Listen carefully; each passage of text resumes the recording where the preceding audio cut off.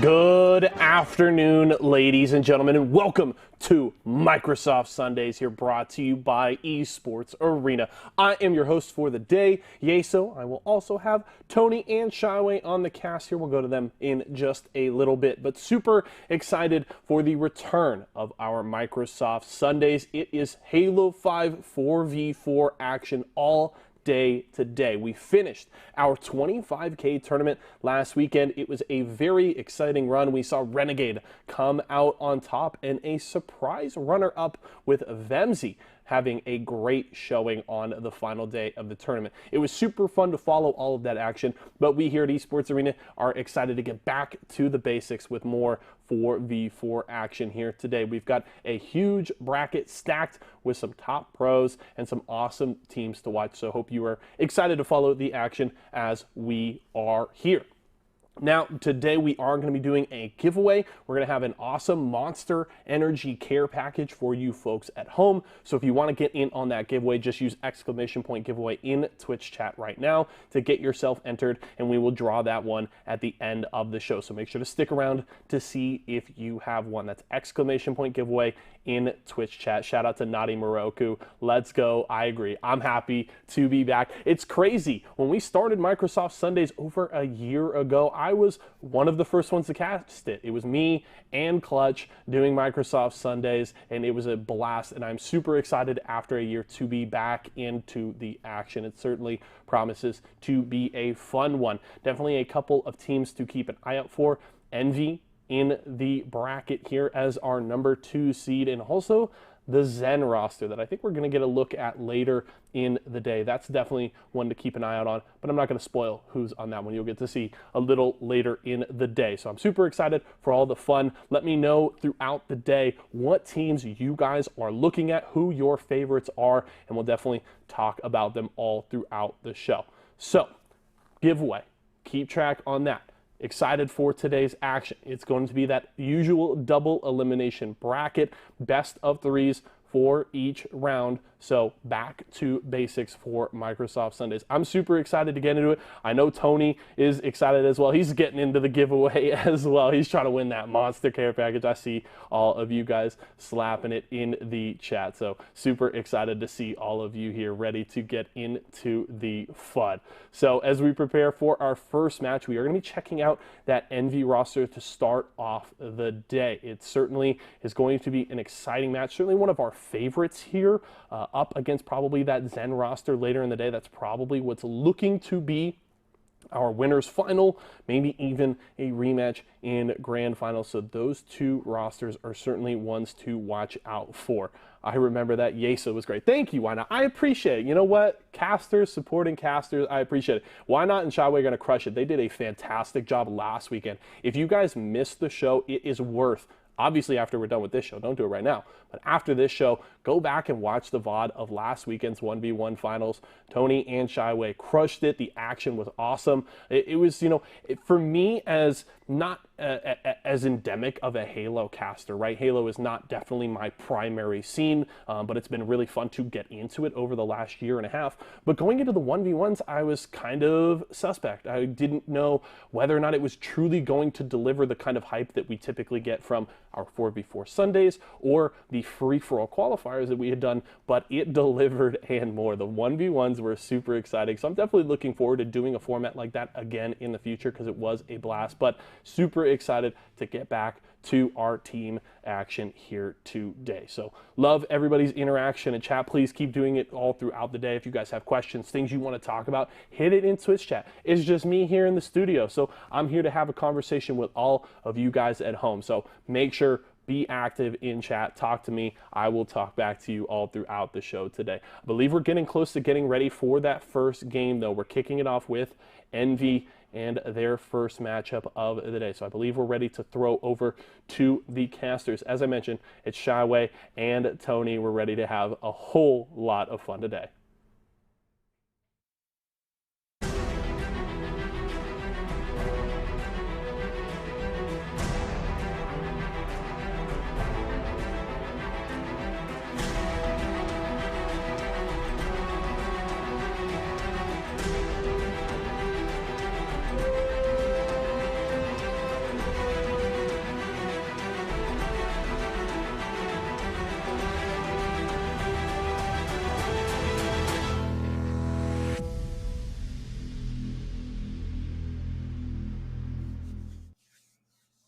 Ladies and gentlemen, welcome back to our weekly Esports Arena Halo 5 1K. It's good to be back. Yay, so thank you for the lovely introduction, by the way. Looks like we're leveling up the broadcast every single week here. Of course, if you guys were not just previously tuning in, we had a bit of a different change of scenery recently. We had our FFAs, we had our 1v1 championship. Now it's time to get back to the regularly scheduled programming, get back to the 4v4s, and I'm excited to do it. Of course, I'm Shyway, bringing you the action today. I also have got my guy, Tony, joining me on the desk once again. Tony, are you ready for some 4v4s today? I'm absolutely ready. It's going to be an incredible show. I'm not going to lie. Love the free-for-alls. Surprisingly, I really love the 1v1s, but that was Halo's all about the 4v4s, so it's good to be home.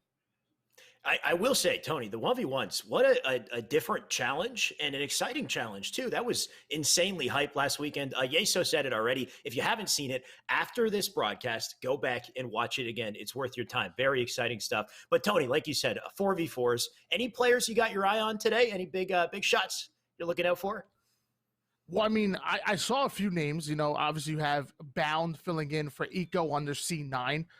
We have Flyers with Sab and Arctic, along with Commonly and Super CC. Really cool. Actually, I'm sorry, excuse me. Envor had to sub in for Arctic, but he's actually on the Flyers roster. Vemzy, Pyretic, Snoop J, and Demon.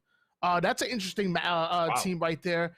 And the return of Pistola to Halo 5. Really? Pistola's back, ladies and gentlemen, and he's playing under Envy, Saiyan, Trippy, the Wizard, and Spartan the Dog. That is unreal. Tony, you just made my day. I did not know Olo was here today, and maybe you made a few days in the chat as well. We got some star-studded cast here, some great competitors to be excited about. So, man, we got to get into the games. But first, let's talk format real quick. Of course, this is a $1,000 tournament. That's our total prize pool. Every single matchup in this tournament will be best of 3, except for the grands, which is best of 5, I believe. We did that once. We might do all best of 3. We'll see as we go. But, of course, the prizing, $1K in total. We got $600 for first, second place $300, and third place $100. So if you want to get in the money, you got to be in the top 3. I can't wait to see what kind of matchups we got today. Tony, you already got me excited with some of the rosters here. Like you said, the Vemzy Pyretic roster, bit of a sleeper hit. Curious to see how those guys play today. And then, of course, we've got some legends joining the fold. It's just, we'll have to see who we go up against first. Yeah, and mind you guys, this happens every single week, every single Sunday, $1,000 on the line. We talk about it all the time. This is your time to make a name for yourself. Those who are grinding and those who are putting in the work right now, it'll pay dividends tenfold come infinite time. But I think we have a game. Alex, I think we already have a game underway. Tony, I got to say, though, you got a point. This is the time to get into Comp Halo when the water's clear, right? It's a blue ocean out here. The competitors are all going to fly in when Infinite comes in. So if you can get the early reps in now with Esports Arena, man, you are ahead of the game. But definitely, we've got 2 teams here who are looking to push ahead of the game here. Tony, we got PK up against Final, and this is already one hell of a sweaty matchup. We've got 2 pretty well-known rosters here in Esports Arena. Of course, Atso, PK, Drift, Pelu, Tapping, who are already in the blue base, already looking for a flag. But Tony, We've got 2 flags out already. The action is well underway here, and Atso, he's about to get a... Wait a second! I thought Atso had that one for free. We are already in a bit of a standoff, and mind you, the sniper rifle just got picked up now, so both teams electing to play aggressive towards the objective as opposed to pushing up for that power weapon. A little bit different, but now that Tapping Buns has it in his hands, he's laying down the line. Beautiful double kill, 3 down, and now PK have that flag on the move. Tapping, making the run up through Snipe side here. It looks like he's uncontested at the moment. You can see 2 dead on the kill feed as well, so should be nice and free. Though, actually, what am I saying? There's a flag already pulled on the opposite side of the map here, so it's all down to the re, which does go through, and Tapping will succeed, not only with a cap, but maybe a couple kills here as well if he can line up a snipe. Still got 3 shots. There's a flanker coming right up on his elbow, though he might not see this. But it doesn't matter if he... Oh, there it comes, right? Takes him out just before he can get the kill, so that snipe might change over. And Carmea's got it. And our matchup right now that we're looking at, obviously you have the Pittsburgh Knights. Oh my gosh, Carmea almost getting that double kill with that sniper. You have Atso, PK, Drift, Pelu, and Tapping Buns. Going up against, this is 3/4 of that old Elevate roster. You have Astound, formerly known as Too Heavy, Carmea, and Simply Fear Me, and now Swish 5's joining them for the fray. Astound, I've been seeing a lot more of recently. He's been grinding a lot of matchmaking, getting really like way up there in the champ ranks. Swish, of course, like you said, coming off of other top rosters in our Esports Arena tournaments and jumping on with the young guns here. And we'll see if they can last. The issue up against PK, of course, PK, they haven't changed their roster in months. They've been together, I want to say, for the better part of a year now. And it's starting to show as they lead the board here. That's 2 big defensive kills. And they can start to push back up through Snipe side. I mean, if it ain't broke, why fix it? And this is the #1 team coming out of the LATM region. I believe there's only one other squad, the former Chosen Legacy roster, who can really go up against them. But most of the time, they best them. 1-0 lead in favor of PK at the moment. Going to switch on board here with Simply Fear Me of Team Final.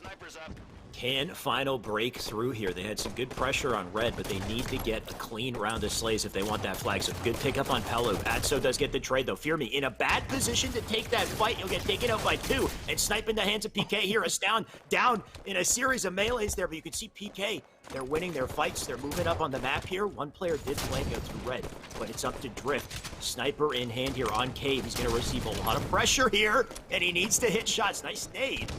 Can he stay up? Can he help his team? Well, no, not long. I actually love the way Drift set it. He set mine that nade, hit the body shot with the sniper, let the nade do the work for him, but now Swish has the sniper rifle in his hands, and I promise you, he knows what to do as he lines up the shot, just barely missing, gonna make his way over towards Blue Elbow, supporting his teammate, has angles along with Aura. I'm not mad at that play. Now they're kind of funneling over towards Rocket side, so this is it's a little risky, but it could pay dividends. This player, Tapping being so difficult to kill, though, taking the attention of 2 players on elbow. They start to push up on Swish. He's starting to connect. He does hit the body as well. That's a nice double for him, and Astound picks it up. So this is enough for him to get back up on the map. Rockets in hand. And can he punish these new spawners? He's going to sit up on the elbow for now. His teammate's going to start to mount the challenge. So good opportunity here for Final as Swish tries to sneak in. But he's not ready for this. He will get the kill. This is big. Swish got himself in a great position here in base if he can delay over Slay. And normally Swish plays on that like a 4-1-6-1 sensitivity, so that one acceleration kind of playing into effect there. He tried to whip that. He tried to whip that first rocket, but it didn't quite go as far as he wanted to. Luckily, the second one does the trick. Flag still on the move, but Astound gonna go down as well. Carmea trying to make his way over towards Red Elbow to get some kind of angle and be able to bait this flag. There's the kill. Atso goes down, and now Carmea has some good position behind enemy lines. I love this from Carmea diving in. Wait, I thought I did. The back smack comes in out of nowhere. Can they get the touch on the flag? It looks like they do. Still sitting out on the silver, but what a save from PK to delay that flag.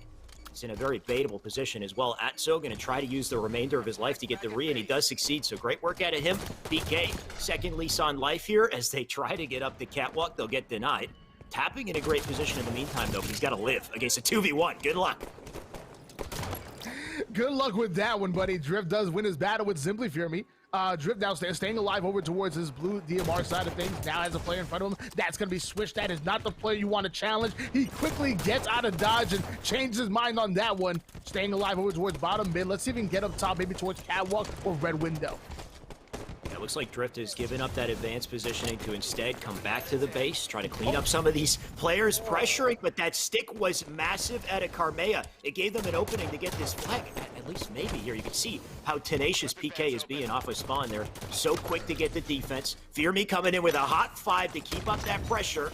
But once again, Final, they just keep poking and prodding. They can't seem to get a clean flag pull here. I love this play at a Fear Me as he kind of weaves through the enemy here. Gish, that's Drift, going to try to stay up in cave. 3-shot beat down. Yep, you know he's got it. So Fear Me doing great work, but Pelu in the meantime, look at the sneaky play. That's one. Yeah, while PK was heavily distracting Vinyl in their base, somehow they were able to get Rock, because that was Pelu, but Pelu does go down real quick. So now we're going to hop on board here with tapping buttons. Very, very good player. Obviously doesn't miss a single shot. Gets the 3-shot melee, but trades go in. I mean, tapping just fending off 2 there. That beautiful reticle placement to look at one and then snap onto the other. Astound in the meantime, he's going up through window, getting just blasted in the window there. He's down immediately. Swish going to try to pick up the pieces. He's now 1 shot. And once again, pressure looking great at a Final. They keep him back but behind the 50-yard line, but it all comes down to coordination when you pull that flag. And right now, Karmea off the spawn. A tough battle for the man. He was in a heated fight there. The top Caprock player comes in, cleans him up, and now the pressure's on in a big way at a PK. That's a big live from Pelu as well. Might give his team an opportunity to get this flag through. Drift got the flank over towards the opposing elbow. Pelu wins that huge individual gunfight. He does, Drift goes down, but either way, Atso was able to run that flag in, and we have a 2-0 lead in favor of your Pittsburgh Knights. What a clean run at Atso, straight through the silvers into the pedestal, basically untouched. And he's going to do it all over again. If he gets this elbow kill, he's got an opening, but another player spawned up, slides in, takes him out. So the flag sits on elbow, and it does look like Final are going to be able to get the re on that. Tapping in the meantime, holding down Catwalk, Swish flying out at him, and we'll take him out. But Drift in the perfect spot can maybe pick up 2 here. Simply, he'll get the kill there. Once again, Final, they need to find something here, Tony. These fights, it's great, these individual fights, but you got to get the flags through.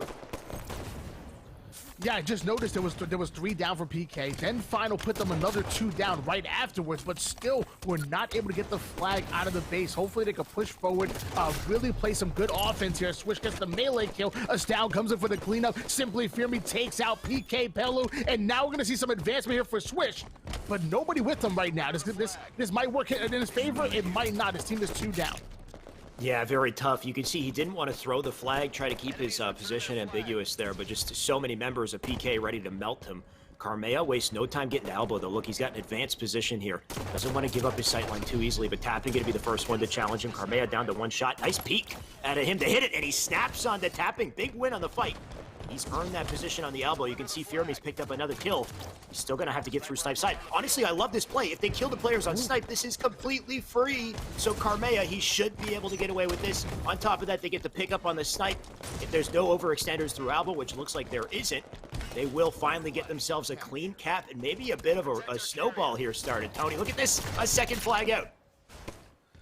That second flag is on the move, but it is stopped and going to be returned. But either way, beautiful pull by Karmea. The moment he got the flag over towards Red Oven, you notice the enemy team went 3 down right away. So which is beautiful. In fact, impeccable timing. 2-1 lead, still in favor of PK, but a little bit of momentum and a little bit of life being shown by Vinyl.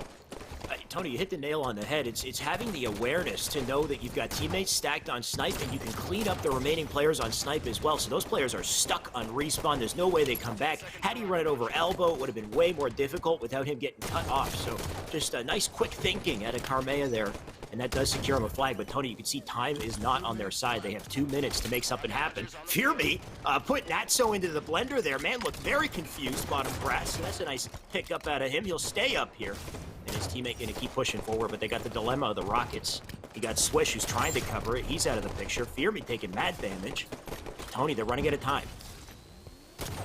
And you notice that Booba Dooba in the chat said Astound's time is now. He's next up. So he's next now up. Trying to find out if his time is now. If he can get over the hump that is PK. 2-1 lead in favor of them. The Slaves are coming in, but 2 down go Final. Now 3 down. Karmea last player alive, but he's currently 1 shot, and they hunt that man down. Tapping on the hunt in a big way. Honestly, if he just keeps them back on spawn, they will run out of time. But PK, you know they want it all. They got the flag out through the window. The run begins. Astound off of spawn will try to help. The flag's out down and Trench here, but PK with the rally, they'll make it through. Is anyone there to stop him, Tony? I don't think so. It's in the clear. That's a 3-1 for PK to close out our first match in the series. 3-1 victory in favor of your Pittsburgh Knights. They're going to take game number 1 in this best-of-3 series. They put one more win on the board. They're going to be advancing forward. What I noticed from PK, organization, I noticed just they clearly knew what they wanted to do, what they wanted to accomplish. Obviously, communication is good. PK haven't skipped the beat. They must have been playing fours and scrimming while everybody was working on a free-for-all and 1v1s. So glad that fours are back, man. Like I said, Alex, it feels good to be home. For sure. PK, they've been putting the time in. The coordination is definitely there. I think the star of the show, it's a tried and true strategy we've seen time and time again. Secure the damn elbow, right? Elbow has got to be one of the most effective power positions in Callie. If you get to the elbow, you win your fights, you get that opening for a flag. Next thing you know, everything's just kind of rolling in your favor. And tapping buttons, I mean, big shout out. He's always making plays, but he was on that elbow more often than not, especially at the end of the game as he stuck through, got big kills, and gave PK that opening to run the flag through. We saw the same thing at Carmea, and Carmea managed to turn that into a flag cap of his own. So there's something brewing on finals end, but can they put this together in time before this best of 3 is up, Tony? It remains to be seen. I got to say, though, Boo Boo in the chat saying, saying Astound is next up. That's got to feel good, right? If you're a member of that team, you're on the come up, and somebody like Boo Boo is saying he's next up, damn. That's that you better keep putting the work in, right? Yeah, that's practically a recommendation right there. You know, that's a letter of recommendation. Put that on the resume. You bring that to your next job interview. You know, and that's the one thing I love about competitive gaming is that you see the meta change from year to year. You know, this game is not played the same that it was back in 2016, 2017. You know, Rocket side used to be the play for Callie. Then eventually you saw the meta kind of shift over towards Snipe side, and now you're just saying, well, you know what? Whatever you have control of. Elbow side is faster. Snipe side has more cover. Now it's more about just taking advantage of the opportunities you're given as opposed to pushing one side or another. I love it. And I promise you, 2021 Halo, 2020, 2021 Halo is a lot different than year one. I mean, same thing can be applied to any of the Halo games, which is honestly what's so beautiful about the franchise is just the way that it evolves over time and how efficient players become. Like you said, Tony, really just being able to understand the situation at hand and have, block the correct spawn so you can ensure you get that flag run out, whether it's through Snipe, through Rocket side. It's something the teams are able to isolate and discover in the moment, because they're so well coordinated, they're so efficient, and that efficiency comes with time. So I can't wait to see what we get with Infinite when we finally get the game. And as the years go by, apparently they want like a 10-year plan with the thing. So I'm sure we'll get a lot of innovation, hopefully a lot of updates as well to ensure that continues. Tony, in the meantime, are you in these lobbies by any chance? I'm not in this lobby. Do you have access to the scoreboard? I'd love to see who's popping, who's not. Sadly, we're going into game number 2, so actually I can't see the scoreboard, but I'll make sure that we. I'll make sure that I definitely give an update for game number 2. It's going to be on Plaza. Obviously, you have that sniper rifle. You have the power up in the middle of the map. Don't forget about that green gun and the light rifle. It is going to be Slayer. Obviously, it is game 2. First to 50. Going to take the win. 12 minutes on the clock. Plaza, favorite map in the game for me, Tony. What's your favorite map, Tony? Plaza's a close second, but, man, something about Truth just gets me going, man. I mean, there's a reason why that map is kind of, recycled, reiterated in every single Halo game. It just works, Tony. It just plain works. But so does Plaza in the weirdest way ever. Plaza is a map that would only work in Halo 5 and probably be terrible anywhere else. But in Halo 5, it's just a beautiful accident. Either way, Simply Fear Me. Looks like he does have that win on the opening. And this is the opportunity for Final to start to really showcase what they're capable of. Slayer is where they can pop off, where they can win their fights and lock the map down. But first, you got to take out Atso. He's got a full snipe. No overshield on the map. Atso has the snipe rifle and immediately plants a headshot on Simply Fear Me. And that's the problem. You don't have an overshield. You don't have anything to counter snipe rifle. But luckily, Astound only needs bare knuckles and his Halo 5 Magnum. Boo Boo Doo said this man is next up. Let's see what Astound is up to. He's got that snipe, and I want to see if he can put something together here. He's going to push up through yard. Rough spot to be in, though. There's 3 players in front of him. One directly beside him, and Atso gets a free melee. Not sure this man was aware of it. Atso's going to get a second chance with the sniper as a result here. He's got the teammates to cover him. Atso can connect with this. He does miss two. And quite unfortunate there. Pelu, you know, or not Pelu, that blue player, whoever it is, fear me. You would have thought he had him for free either way. Atso, he's still got a chance here, and he is starting to connect. As those teammates did momentarily go 3 down right there, but he almost bought enough time. You saw Drift coming right off of spawn, getting a kill and getting over towards bottom glass. Now he gets back Tram and steals that sniper back. Only 2 shots in it, but he's still deadly with it. Atso advancing forward. Tapping Button's gonna get a big kill. 1 down for final. Atso gets the kill with the light rifle, takes out Carmia. 3 kill lead in favor of Drift and your Pittsburgh Knights. Drift is always so nasty with his sniper. It's always a treat to see him pick it up because you know he's going to hit at least one blainer, and it turns out it's a jumping no-scope up on top of Yellow. Makes it work in the open and created here. Tapping Buttons now OS in hand, but look at the angles from top Yellow, from Cafe. He's just getting melted. Got to stay up. Got to be a hard kill here. Teammate already pushing into Cafe too. Will pinch and take him down, but Tapping going to try to put the damage in here. Not in a very good spot. He's going to have to rotate out, so I like the decision, but there's the combo. To at least slow him in his tracks. Drift being a helping hand here for Tapping. Swish in the meantime, he's going to try to cover it out from Cafe. You can see everyone on PK in low positions here. Not the typical strat, but might work out if they're not expecting the timing. Swish though, big win. Hit him with that flying high kick right there. Beautiful kill by Swish. Has another one in his sight. Luckily, him and Simply Fear Me playing perfect teamwork. Simply Fear Me gets the double. He gets a double assist. And that was a momentarily 3 down for Pittsburgh Knights. Now we're going to find that they can take advantage of it. You got to put pressure on the spawns. Make your opponent uncomfortable. But Atso playing fantastic defense. You can see that PK had them in a nest spawn trap for a brief second there. These players have now pushed out. They're trying to fan out, take perimeters here. But Pelu and team, they're working hard to keep them back. Pressure still coming in. Cafe control and light rifle control. So they're forcing that nest side spawn and trying to pinch them in the center here, Tony. It's not looking good for final as they fight for their life. And Drift in the meantime, he's trying to flank through, pick up some stragglers. We'll see if he can succeed though. He's kind of alone here. They try to play his life. He's got stickies in the back pocket, but a lot of nades coming in. Good live out of him so far. He does get the pickup. PK, they're working so well together. And you got Drift sliding around that corner, getting that kill, switching gears over towards Simply Fear Me, who gets put in the dirt by Atso. Carmia gets a nice little trade-off kill, and somehow PK still holding on to that 4-kill lead despite all the chaos going on. Atso has that sniper rifle, but just wastes all the ammo. Yeah, nice flank there out of Astound. He's taking that top Yellow post as well, and they might actually be able to set up a nest trap of themselves. You can see Astound with the awareness, knowing Tram is open there. He tries to snap on, do the damage, but got a bit of a double dilemma here. Pre-nades into Light Hall, combo back pocket. This could work out well for him. He's just got to get that straggler up on top Yellow. But you can see multiple players sitting over on posters to keep him back. I like this position if you can hold it down. It's such a rough spot to be, though, right? Getting tagged up multiple angles. No teammates available to help. And Carmea kind of alone here up on S4. Bit of a high wire act to stay up, do the damage. Gonna try to chase one. Swish gets it. And back and forth we go in this one. Bunch of big trades going down here, Tony. Big trades indeed, but Astound not trading off kills right there. Astound wins that pivotal gunfight despite being down, gets that reversal kill. Drift in a bad situation as well, has 2, make that 4 players swarming on him, and just like that, it is only a 2-kill game. Final are within striking distance.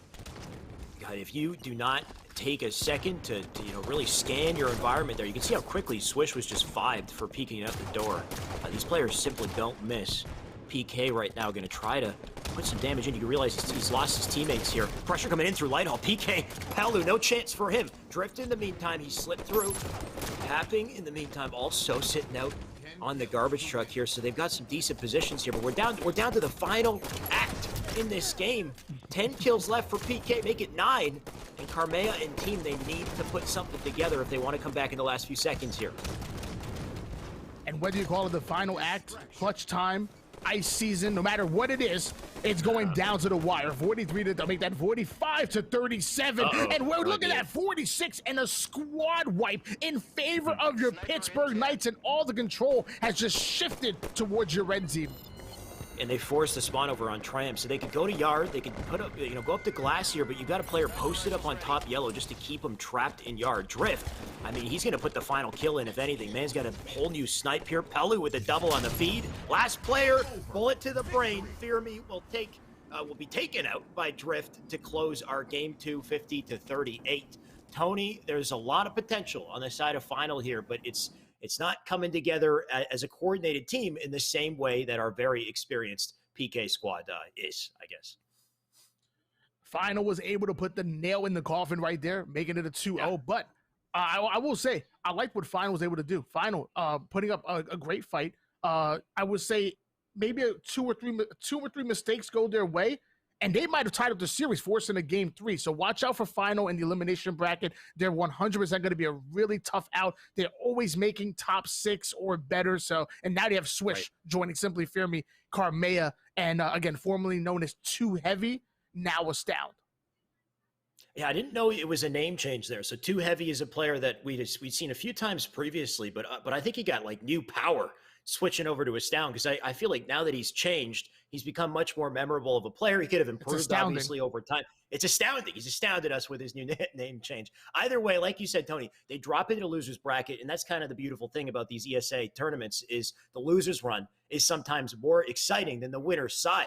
You get to see these players on their last breath really push through, really have some intense matchups. So I expect to see Final come back, and I expect to see PK continue to push through winner's side strong. We're used to seeing that. We do have another matchup coming up, though, Tony. We've got our graphic coming up to showcase it. I'm just excited to keep on board with the winner's side. Looks like we got Zen and Fire and Ice going up next. Not sure who Zen is. We'll see that in a second. Fire and Ice, in the meantime, I know very well. This is the other half of our Latin American talent as far as the top spots. And yeah, so Zen is actually Zen is actually Cloud9 minus Eco and including Frosty. So you have Renegade, Penguin, Stellar, and the MVP Frosty going up against your I mean, arguably the second place, or some might say the first place squad in the Latin American region. They definitely trade blows back and forth. PK, I find in our tournaments tends to win a little more often. Fire and Ice definitely no slouch, though, and we could see some great plays out of them. But out of all competitors, they could have gone up against Tony. This is probably the most challenging opposition they could face, right? Like you said, this is majority C9. You got Frosty in the mix as well. Any hope for these boys on Fire and Ice? What do you think? Well, I mean, I like the fact that they have chemistry. They've been together for quite some time. So, as far as setup, strats, what they want to accomplish as a team, it should be well communicated before entering this tournament, where Frosty's a little bit newer to the squad. Obviously, him and Eco are pretty darn good, but he's new to the C9 roster, and maybe he might not know what kind of strats they want to. I'm trying to say something, Tony. But come on now. It's all Zen. It's literally all Zen. I'm sorry. Yeah, sometimes you just got to be honest about it, right? Fire and Ice, they have to prove us wrong in this situation. Frosty, by the way, not new to anything in Halo 5. He's experienced on any team. It doesn't matter, right? You put him there, he'll figure it out in about 5 seconds. He's already got it. If anything, I'd expect. I'll try to be nice, okay? I think Fire and Ice can do something. They can show us something. It's just going to come down to whether or not they can shut down the Sniper. If we get Sniper on the map in any of these maps and Frosty picks it up, Tony, I think it'll be game over very quick. We'll see. Objective game types I want to give to Fire and Ice as their best chance to really pop off, because I feel like Slayer, you unleash the beast in Zen. Everybody's just going to start getting slays on Zen. In Objective, this is where the experience of Fire and Ice could maybe show some signs of life. We can maybe see something beautiful there. But once again, this is majority C9. They're no stranger to good objective gameplay. The problem is that even when you're playing objective, you have the firepower that Renegade, Stellar, and Frosty bring. During the Pro Series, they were at the tippity top when it came to KD across multiple objectives. Then you have Penguin, who can also slay out any given time, but doesn't mind doing that dirty work. He actually ended with the most flag caps from Pro Series Season 1 all the way to the end of Season 4, had the most flag caps in the entire Pro Series. So he not only can he slay out, he'll do that dirty work. This squad is it's almost perfect. It's a god squad, let's be honest. Odds are stacked against Fire and Ice. And that reminds me, you're talking about Renegade, how nasty the guy is. I was playing matchmaking yesterday. He dropped, I think, 45 kills in our Kali CTF game. 45 kills, just completely dominated everyone. Thankfully, he was on my team. So I got carried pretty hard. And hopefully we don't, for the sake of Fire and Ice, hopefully we don't see a stat line like that in our upcoming match.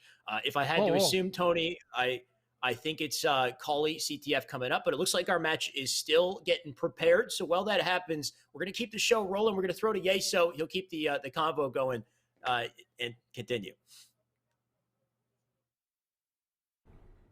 Thank you, gentlemen. Great start to the day there. Fun match to watch between PK and Final. Strong win from those Pittsburgh Knights, but a good showing from Final. And definitely, if you're Astound, you got to be feeling great. Booba Dooba coming into chat to say Astound is up next. So that's got to be a great feeling. Still keep an eye out for that Final roster. They are not done for the day. It is double elimination, so they'll drop down to the lower bracket. They can keep trying to fight their way back, and it's going to be some steep competition, but they certainly do still have a shot. We are preparing for that Zen versus Fire and Ice match. We appreciate y'all's patience as we get that match set up and ready to go. It will be our first look at that Zen roster, as the gentleman mentioned on the cast. Renegade, Stellar, Frosty, like that C9 roster minus Eco, throwing Frosty in there is crazy. And Frosty trying to get a bit of redemption. He was certainly one of my favorites going into last weekend's 1v1 final, but ended up going out in 7th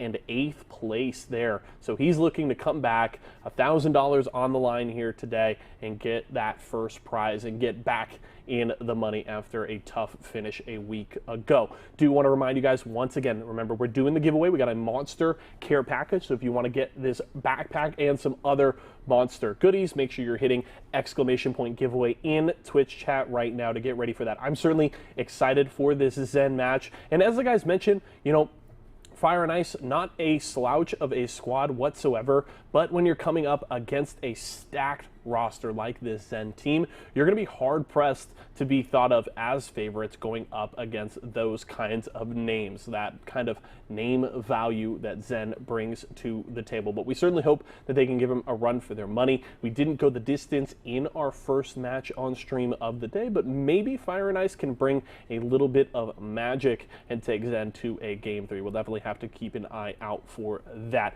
Definitely make sure to be dropping all of your predictions in Twitch chat throughout the day. I want to see what you guys are thinking, what you're feeling, who your favorites are, who maybe your dark horse candidates are. And if you do hit ! bracket in Twitch chat, you can see the challenge links. You can go over and check out the bracket, see how things are starting to shake out. But let me know, we're certainly looking at that NB roster and the Zen roster as early favorites for today.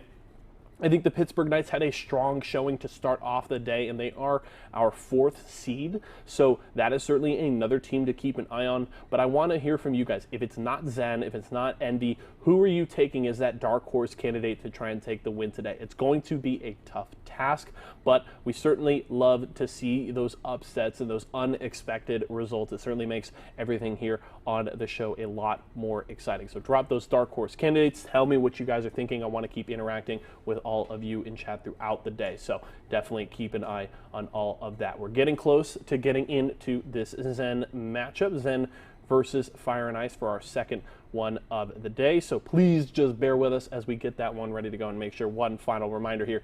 giveaway, get in to try and win this monster care package as soon as you can. We'll be drawing that one at the end of the show today. Also, do want to remind you guys, if you guys want to get in on the action yourself, obviously we get great participation in our Microsoft Sundays. We'd love to see it.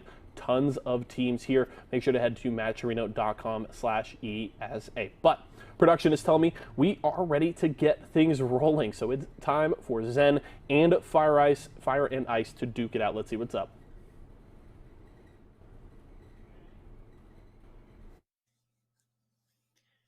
Thank you. Yeah, so make sure you're typing ! giveaway in that chat for that monster care package. By the way, I'm actually still working on my monster care package, Tony. I know you and Wes, you finished yours a while ago. I'm down to the third, or how many did we get? I think we got 4 packs. I gave one away because it was just too many, and I'm on my final pack, which is my 3rd one now. So I'm sipping it, taking my time. I actually have an iced coffee today too as well. So we're waked. I'm awake. I'm ready to go, Tony. I don't know about you. How you doing? Well, luckily I wake up with all this passion and hype. So me drinking any kind of caffeine or energy drinks is really not good for me. What I have is some nice H2O here. some nice tea because I did cast yesterday, so I have some good tea to get my voice back. If I have a monster, I'm gonna be at 100 miles per hour, and nobody wants to see that. Well, this is a whole new Tony then, right? Because the Tony I remember always had the monster on lock. So it looks like you've kind of you have tea. You're kind of trimming it down just a little bit so we can get the Tony blast when we need it, when the hype comes in, and then more of a somber note in between. And I'm excited for that. Of course, we've got once again just to remind the viewers of the matchup coming up here. We got Fire and Ice. We've got Zen. Speaking of being in Zen mode here, Tony, let's remind who's on these squads. Yeah, balance is key, or Zen, as some might say. Renegade, Penguin, Stellar, and Frosty making up Zen. Then you have Bullet, Magical, Noble, and Rorsch making up your Fire and Ice, formerly Chosen Legacy. Game number 1 is actually to be Rig on Stronghold, so 100 points takes the win. 12 minutes back on the clock. I know we should have a power-up. I should have a scatter shot. And even that railgun, God bless, that railgun is absolutely deadly. Don't let Frosty get it.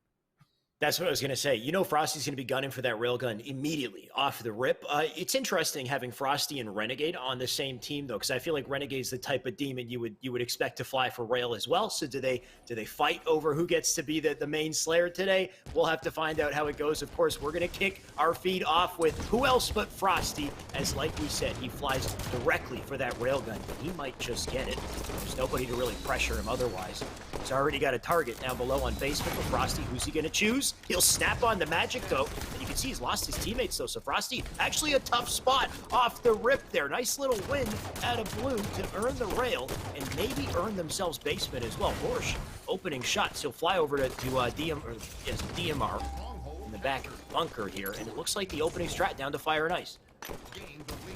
And while we were watching Frosty, it was actually Magical. Open things up with a triple kill. Big kills coming out of Magical. Noble gets that railgun back from Frosty, puts it on Stellar's head. 2 down for this blue team squad, but I'm liking the way Fire and Ice has opened things up. They have the lead. They had a little bit of control. I'm liking it. Definitely what you need to see out of Fire and Ice. They got to start out strong with a lot of force and maintain it throughout the game, which that's going to be the difficult part here. Frosty, you can see he left the ring a second too early, had to double back, make sure he capped it. And his timing actually perfect here to sneak up on Rorsch. He'll slide out. Rorsch did not fall, though, and actually tricking Frosty for a second, so he's lost timing here. Got to back up into E1 and then face another fight on the Magico. This time he'll take it, but you can see Fire and Ice, they still have some great momentum from that opening. They'll get the temporary trip cap, and now basement under control from Red, but pressure on from Fire and Ice as they continue to work the spawns. Damn. And Rorsch putting in that work right now. He's been playing a lot of 2v2s with Renegade, and clearly it's rubbing off on this man. He's always been an amazing talent, but it seems like now he's stepping his game up another level. Noble hits the stick, puts down Stellar, and we have a trip cap in favor of Fire and Ice at the moment. Tony, every POV we switch onto in Fire and Ice was just a little montage of them getting a big kill, either a stick or a melee, and it looks like we do have a big flank, or actually just a great spawn. That is Stellar, who spawned behind the enemy. He got the backs back. He's about to die from these nades, likely. There we go. Finally, it takes him out before he gets the cap. Camo now up. They do dive on it, so Zen maybe with an opportunity with Camo. Here it is, Renegade. And Renegade does have the rail, so if there's any chance for Zen to really come back, it's going to come from him if he stays up, but he doesn't. And Fire and Ice, they are still holding this down to 50 points. Noble might get himself a couple kills here as well. Tony, this is a little unexpected, but Fire and Ice, they have come out very hot. This might be a triple. Love the plays out of Noble. He's still somehow alive. Great double kill by Noble right there, and as you said, almost the triple kill, and 4 players alive currently for Fire and Ice. They are really holding their own. Look at the scoreboard. It's 56-0 right now in favor of Fire and Ice, and Zen have just gone 2 down. I don't think I've ever seen Fire and Ice play so well. Clearly, they're comfortable on the rig. Yeah, wild life out of Noble there to live as long as he did. Frosty goes down to a melee here. 62 points and counting. We got spawners up in bunker. We got a player flying over to Nest, but I believe he's solo there, so Rorsch going to try to get in there last second. Looks like they will have numbers to get up into Nest, get the reset onto it. They do get the kill. Pressure still on, though, coming out from Engine. Frosty going to do what he can to try to pick up the pieces on Nest here, but, I mean, the defense so strong out of Fire and Ice. Tony, my only worry here, though, is the moment that Zen gets that map control, which it looks like it's starting to happen here. They're about to grab basement, starting to win fights. Is this where things get out of hand very quickly? We'll have to see if Fire and Ice can stop this before it becomes too far. Of course, it's just starting to happen, but I worry when I see Zen get map control.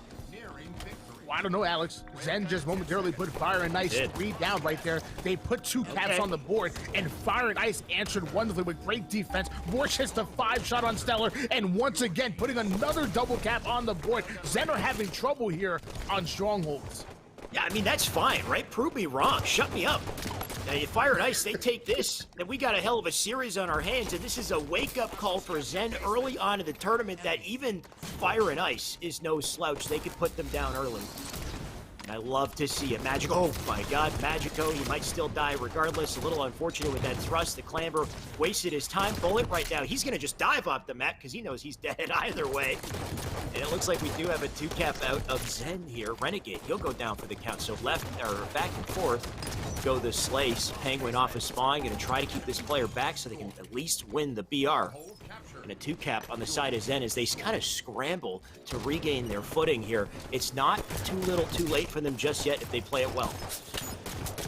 And mind you, connection might be smooth for a lot of these players right now. You know, I know you have Renegade coming out of California, Stellar out of Arizona. That's not too far from Mexico, where some of these players actually from on Fire and Ice. So the connection not that bad. Renegade and Penguin getting back-to-back kills right there, switching on board here with Noble. They're working on basement. Noble's just trying to work on a kill. He's able to get it alongside Rorsch and Magico, and that's going to be another 2 down for Zen. So Zen able to put 2 caps on the board, but they had to give up so many resources to do so. They went down. See, Noble, he made that push for Nest by himself. 3 of his teammates over on BR base pushing up through tower while he was out on Nest. If anything, I guess his objective there could have been to just delay and focus on him while they cap other areas, but it hasn't quite worked out yet. You can see Zen, they've defended both Nest and basement. Spawners up in bunker here, and Zane, he's got the early shots into Magico, but loses that fight. That's a big win, and we need to see more of that if Fire and Ice are going to bounce back. Noble right now. I love this sneaky play. Look at this. Takes out Stellar. Getting shot up by Renegade. They will likely get the reset. But as that happens, Magico and team, they put themselves in position on Nest to at least get themselves back at 2-cap. So Noble, great distraction in that play. On board with the MVP, Frost, who is going to be taken down courtesy of Bullet. 2 down goes Zen. On board with Vorsh, trying to hit the spring jump, not able to do so. He's going to hop on the box, get a little bit of a lift there. Here's the railgun, takes out Penguin. Icy with that one. Frosty and Stella putting down the counter shots. Vorsh tries to get out of dodge, but not able to do so. Not sure if that rail was played or not, but what's more important right now is the camo. Magico, he dives out for it. I don't like the decision to fall immediately. He is definitely dead. Would have wanted to see him try to jump up out of that situation. Either way, just getting the camo out of the hands of the opposition is the best hope for them as they try to get this last capture here. They do have basement, but quickly the caps trade hands once again. Zen, they are working hard to ensure that Fire and Ice can't breathe here. And if they keep it up, it might be rough. I love the use of Shoddy. The Rorsch will fly back into BR base. Going to try to pick this up, and you can see the cycle start to begin here. Zen, they're so quick off spawn. They spawned up Carbine. They dove into basement. They got the temporary trip, and really just keeping Fire and Ice fighting from the back foot here. That trip cap was indeed temporary. We have a 1 cap in favor of Fire and Ice, but in order to put points on the board, you need to have 2. Frosty and Renegade getting back-to-back kills. Rorsch trying to stay alive with both power weapons. Hits the railgun, but that second player able to clean him up. That little bait and switch action, and now we have 2 down for Fire and Ice. All the control and goodies in favor of Zen. Got to see one good coordinated push out of Zen here. You can see they're kind of trapped in their spawns, though. Coming up out of bunker, need to start to expand over to Enshin. Big win out of Bullet. That's massive. He's in basement. He's now going to draw the attention of the enemy, and by doing that, his teammates might have a chance, but Penguin Where did he come from? Penguin with the rail for the kill. Penguin with the double to save his team and keep the control up outside. And this is the nightmare scenario I was worried about, Tony. Fire and Ice, they're starting to run out of chances. They're spawning up a bunker. Once again, we got a new rail about to pop, and this is where Zen start to make plays, start to really get the snowball rolling. Penguin, my guy is making plays. Speaking of which, Penguin was making plays, but Zen did go 3 down. And Frosty able to put that railgun to work, taking out Magico. Also gets the double kill on Warsh. So great job by Frosty. And this is where it doesn't play to Fire and Ice's, their favor. Their key to success on strongholds is having a 2-cap and out-rotating their opponents. When it comes to firepower on firepower, Piv versus Piv, Zen has the advantage. Loving the movement decisions out of Renegade here. He does miss the spring jump, but look at his ability to live. And that was just enough for his team to get the camo here. Penguin now has it. Tony, I'm a little worried about the remainder of this game. Fire and Ice, they're coming up off a bunker, but they don't know Penguin's right here. Opening shots out of him, nade down to do the damage. Somehow Magico Aurora lives. Not for much longer. They do get rid of the camo. Noble, he's not looking at his backside here. He's gonna die. And they're starting to get desperate, Tony. I feel it. They're trying to get in the hill, but this is just more money for Stellar, my God, who almost had a triple. Can they do anything? They have one chance, I want to say, to push through and make it happen, Tony. This has to happen here. Once again, Fire and Ice going 3 down. Magic were able to get that tower control, but he needs to do more than that. They need to get the slays, and he goes down once again. Renegade controlling tower, putting shots. Warsh takes out Stellar. That's going to be good. Renegade getting right by enemy lines. If he can stop basement, it is mathematically impossible. Wow. Zen, a beautiful comeback. I mean, rightfully so, by Zen. Wow. They're going to take game number 1, but great job of a Fire and Ice really putting on a show for about, what, 80% of the game, maybe 75%? Which makes it all the more heartbreaking, Tony. That's just the beauty of these talented players on Zen, is they know that the moment they get the control they need, they're just going to play their game. They're going to lock it down. They were so freaking difficult to kill. That was the biggest issue, right? Is they need a good a good round of slays to get out into the outside of the map and flip the situation. They could never flip the spawns because Penguin and team, they were so damn good at playing their life and getting at least 2 down before they died. We saw it with, Frosty would pick up the rail, he'd get 1 rail kill, he'd get a melee trade for the second. Just getting 2 for 1 with every single life like that, it keeps you back on bunker spawn. It doesn't give your team the opportunity to fly through, to get that carbine spawn point and to start to control outside, which is what they needed. I'm running out of words here, Tony. I'm scrambling because that's what Fire and Ice were doing, right? They were scrambling in the end, trying to get their footing, trying to figure out a way to get back outside control. And Zen, they're too experienced. They're too hard to conquer. And I did say it before, Zen has the firepower. The problem is that Fire and Ice, when they're playing defense, when they have that 2-cap and Zen goes in for that basement, they just out-rotate. That's where their strength was. But when it came to firepower versus firepower, Piv versus Piv, Zen was just winning their battles over and over again. And now we're going into Slayer where, I mean, you can't hide. You're going to have to win your individual fights. And when you're talking about Frosty, Penguin, Renegade, and Stellar, I don't know if it's possible. It is hard to hide from these guys on Zen, that's for sure. And you shouldn't be if you want to be dominating the game. The worry here, what was the map, Tony? Did you get that for Slayer? We're going on Truth. We're moving to Truth. Slayer. Okay, we'll see what they can do to break out of these spawn traps, right? Because typically we'll see either a base spawn trap or even car bubble. We're seeing a lot more car bubble spawn traps, so I'm going to be curious to see what Zen elects to do here. But obviously off the rip, they are flying, trying to contest this camo right now. Renegade does get the burn, so he's done his job. Shots over to pink side here onto Noble, and somehow gets himself a double. Tony, this is what we talked about. It's their ability to just force trades out of situations they should rightfully go down. That was indeed a great double kill by Renegade, but we were tied up at 3 apiece. Now a 4-3 lead in favor of Zen. We're switching gears over towards Warsh. Holding down Car's side as a player being really annoyed towards bottom car, not going down. Magical luckily gets the kill on Stellar from across the map here, and Warsh simply trying to hunt Renegade down, but he won't die. Couple unfortunate missed shots there, and look at the result of it, though. He had to kind of fly out to get the kill, and now he's in bottom mid, though thankfully he did stay up, so good play to just live there. Almost was bad for the man. Rourke now sliding into walls here. He's trying to use the ramp slides there on the bottom of the pedestal. I like it, but right now, he's got to start to make plays. It's a big trade, though. In the meantime, I love the stick on the Penguin. Stellar right now. He can't get his trade. That's a huge win for Fire and Ice, and those little wins in the 1v1 is how they can start to pull away and start to gain back this map control. Renegade is going to sneak his way over to P2. Shots into this weak player. Going to give his backside the one on Pink Street, so that will be a trade. As they fight for control once again, it does look like the opening. Fire and Ice, they're starting out hot here. Yeah, Fire and Ice just had a 3-down scenario, and then was able to punish Zen, spawning them over towards top red. The kills are coming a little bit late, but the kills eventually came in. Penguin staying alive, and finally Noble gonna clear up the kill. So they're not coming fast, but the kills are coming in. And look at that scoreboard, it's 16-10 in favor of Fire and Ice. Exactly, Tony. And great awareness out of Fire and Ice as well. They're so ready for these spawns on the blue side. The Magico, unfortunately, losing this fight there.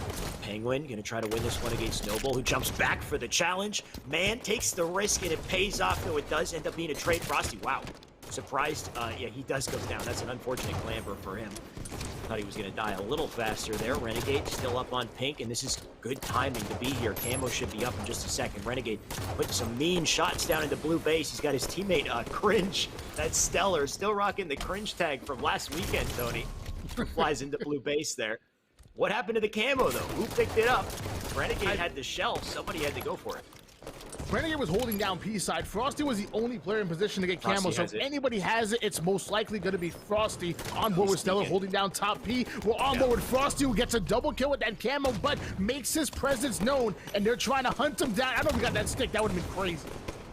I saw that BB12 tag with the creep walk coming up through car 1. I knew he had camo. And now Frosty's going to start to sprint his way over to Pink side. Got the teammate with him to put the team fire in. One player up on P2, and he's alone and trapped. Nothing he can do.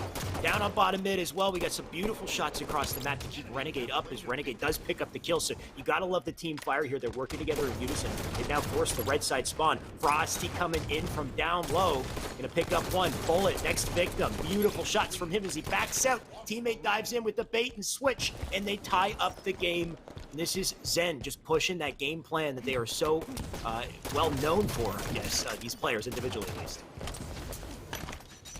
What else do you expect from these two teams going at it, leaving it all on the line? Of course, the game is going to be close here as Rourke trying to make his way towards top P. Penguin absolutely denying him right there. Penguin also able to get the double kill on Noble, and that's going to be 2 down for Fire and Ice. This is where it might start to slip away. Rourke, what a stabilized. Stellar's just looking at him like cringe. What's this man doing? He will take it. And that's a trade in the end, but honestly, all these trades in the favor of Red as they continue to pick up the advantage on scoreline here. We do have a camo coming up shortly as well. Pink side in control of Fire and Ice. So if they can hold this down, whether or not they make this comeback will depend on control of camo here. Great head shot by Renegade to take out Bullet. Stellar gets a 5 shot of his own. That's going to be 2 down for Fire and Ice. And mind you guys at home, best of 3. If Zen wins this, that's it. They're advancing forward. Fire and Ice gets knocked into the lower bracket. So Fire and Ice needs to clutch up or get knocked down. I mean, yeah, unfortunate for Fire and Ice because you wouldn't think they're about to lose the series considering how well they played in game 1. It's just everything slipped away from them, and so did control of Pink side. You can see Penguin's got himself a camo here. They've got a great lead as well in the final links of the game here. Penguin, nice shots to come in, clean this up. And that leaves Renegade, who's just getting back his shields. He's got an opportunity to pinch through. You can see him fly out. And even though he goes down, the damage has been done. 44 to 35 on the board here. Penguin gonna help clean up the kill with Frosty. One more out on car 1. Nice easy pickup for Frosty with the double. 4 kills left, and it's likely gonna be a 2-0 here, Tony. Someone in the chat says, "Vamos, Magico, let's go," because the time is now. You got to play perfect Halo if you're going to come out with the win. Penguin hits the 5, and Zen only need 2 more kills to take this series. Fire and Ice fought valiantly. They played well today, in winner's side at least. They're still going to have a chance in losers, but I know there's no chance they make this comeback. That's a 50-40 scoreline. Zen, the moment they smelled blood in the water, Tony, they hunted them down like sharks, and they've been controlling truth since. And that's the series, of course. Penguin, 14 kills to his name. Frosty, 13. You can see 12, 11. So everyone just 1 kill separated there. But so far, Frosty, Penguin, we saw that in game 1 as well. They've been holding it down with the slays. It's just a matter of time to see who can really threaten these guys. Fire and Ice, they had it in the beginning, and then they let it slip away, unfortunately. And Zen able to come out with the big win in winners bracket round number 4 due to the balanced firepower coming out of these members. I will say, I want to give a shout out to Fire and Ice. What I saw was really good out of Fire and Ice. I saw firepower. I saw the ability to put their opponents 2-3 down and then punish them on spawn, having that awareness. So Fire and Ice, they definitely showed me something there. They're going to be a tough out elimination bracket, just like we saw final before. Now that we're getting down to a little bit later in the tournament, the cream of the crop, you can make an argument for anybody to make a loser's bracket run that gets knocked down. We have some really good competition, about 40 teams, and I would say half of them really top tier. Every matchup going to be so exciting today, Tony. Can't wait. By the way, like you said, they brought fire today. They just didn't bring the ice, right? That's literally it. They came in with fire, but you need ice to close out the game, and they had none of it today. But like you said, losers bracket, it's a second chance to make it happen. So I believe we could see more of fire and ice today if they start to bring that ice. Anyway, we're going to throw back over to Yeso. He's going to keep the conversation going, and we'll have our new matchup coming up shortly. All right, well done, gentlemen. Great match there between Zen and Fire and Ice. Zen does move on. They're now into the winners semifinals. If you guys use exclamation bracket in chat right now, you can check out the bracket that I'm looking at. I just kind of want to update you guys on where we're sitting.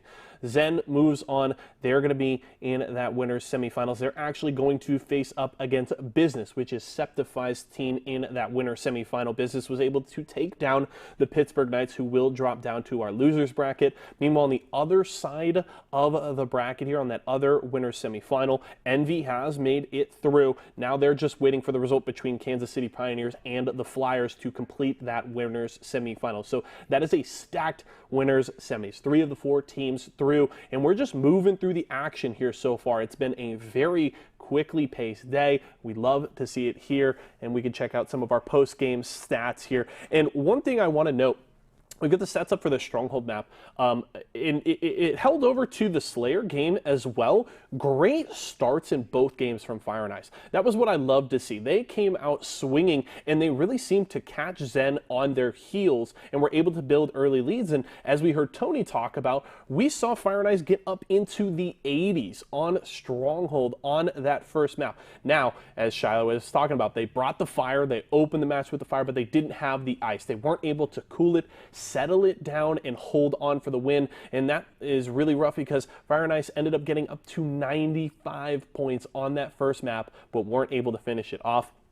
We saw Zen bring it back, complete the comeback, and take the first map. And then even in Slayer, you saw early on that we had Fire and Ice with a 20-12 lead to start off the map. That is a great way to start the day as we check out, KDAs there, Penguin and Frosty coming up huge for the squad. Look at those KDAs, 9.3, 11.3, carrying the load there for Zen on the first map as we jump over to our Slayer stats here. And it again is Penguin and Frosty. Renegade and Stellar really good in the 1v1s, but the 4v4s, come on guys, you can't have Frosty and Penguin carrying it all day. But again, Fire and Ice started off really strong on Slayer. Loved to see it there, but need to bring it all the way to the end. So hopefully Fire and Ice can figure that out in that losers bracket. They're not done for the day. Their run continues, and I think there's certainly a squad to keep an eye on in that lower bracket to try and make a run to get redemption here and try and face off against Zen. So definitely keep an eye on them. We're going to go to a quick break, but when we come back, we've got plenty more Halo 5 action here on Microsoft Sunday. Hope you guys are enjoying the show so far. We'll see you in a few.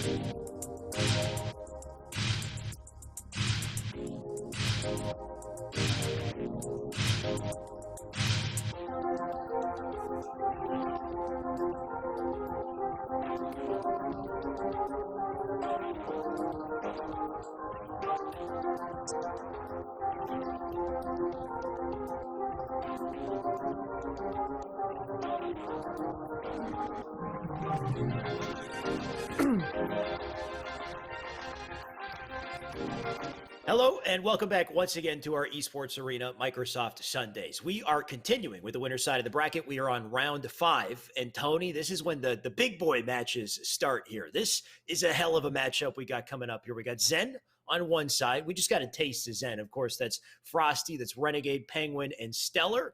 On the other side, though, this is a hell of a roster, and I can't wait to see how they play together. It's business. It's all business with these guys. We got Septify, Bound, Foul, and Boo Boo. Falcated and Boo Boo. Tony, what are you thinking about this matchup? This is going to be one of the closest ones we've seen today, I think. Oh, 100%. I mean, if you ask most of the people in the chat, who would probably be their favorites, I would say these teams are probably popping up 100%. I think this could be a grand finals rematch. They're going to meet up again. They might just meet up again. I like these squads. See, they might, but the talent in this event is actually insane. We talked about Ola being here today with Sayon on Envy. Envy's still on the winner's side of the bracket. They're on the other side of this kind of winner's bracket here. On top of the fact that we still have Kansas City Pioneers, we still have Flyers in here as well on the winner's side. Not even to mention some of the top tier teams that lost on winners that are already in losers, like PK, for example, looking great today. They are already in losers bracket because this tournament is just too stacked, Tony. So very excited to get into this and to see who gets to go up against. I guess it'll be either Envy, KCP, or Flyers as that part of the bracket kind of decides itself. But man, let's focus on what we got up in front of us. Who do you think, Tony? I want your prediction on this upcoming matchup. I gotta go Zen, but I'm really not all that comfortable with it. I mean, we're talking about 3/4 of Cloud9, 3/4 of Inconceivable. I'm gonna go Zen. I'm gonna go Zen. Wait, 3/4. Oh, it is 3/4 Inconceivable. You're right, because it's Bound, Falcated, and Bound. And Boo Boo. Yep. And Septify's been so incredible recently, especially in 2v2s. I think that's where we've been seeing him shine. I haven't seen him play 4s in a little bit, but I expect him to be nasty. This is going down to the wire. You give it to Frosty. I'm going to go with Bound and Team on business today. I think they can take it. I'm going to say 2-1. If I had to guess, I think you say 2-1, or what are you thinking today, Tony? Thinking a sweep? Yeah, I would say we go to a game 3. I think that's fair. I'll say 2-1 in favor of Zen. Sure. Okay. I want a game 3. I think in the end, if we get a nice, hotly contested series, then we'll be happy as casters. But of course, we'll be jumping into that one shortly. Tony, do you have any intel on the upcoming maps that we can talk about in the series? Well, it looks like Fathom Flag might be game number 1. I'm not too sure about game 2, but I know it's going to be a Slayer. And then most likely, if we play a flag game 1, we'll go into a Strongholds game 3. If we make it to game 3, I will say Zen showed a little chink in the armor when they were going against Fire and Ice and Strongholds, where, I mean, they still won the game, but I mean, Fire and Ice had a lot of control in that one. I promise you, if you give Business that kind of control in the Strongholds, they're not losing. That's a good point, right? If Business has an opening like that Fire and Ice had in the beginning of Rig, then I do not expect them to crumble in the same way that Fire and Ice did. So Zen, it looked like they started to really gather their composure and hit their stride by the end of the series. They were playing their game. Zen mode. But they were in Zen mode, right? But once again, is it going to take a little bit to wind up the Zen mode in this series as well? Or are they ready to go? Are they hot coming off the rip? Because I think that'll dictate whether or not they can take this best of 3 series. They go by in a flash, Tony. Before you know it, it's over.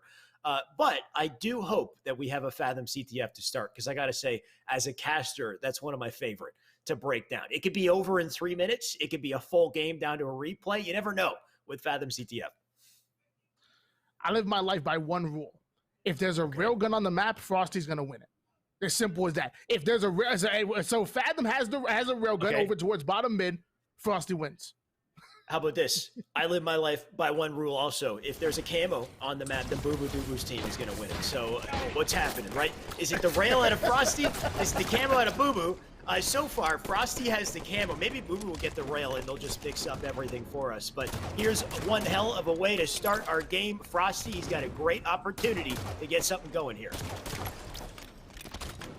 And Frosty does get a kill on Zeptify, right at enemy lines here over in the blue courtyard. Gets the shots in. Penguin gonna clean up Bound. Stellar takes out Boo Boo Doo Boo, and that's gonna be a 3 down for Business. Zen are all business right now. That flag is on the move, Alex.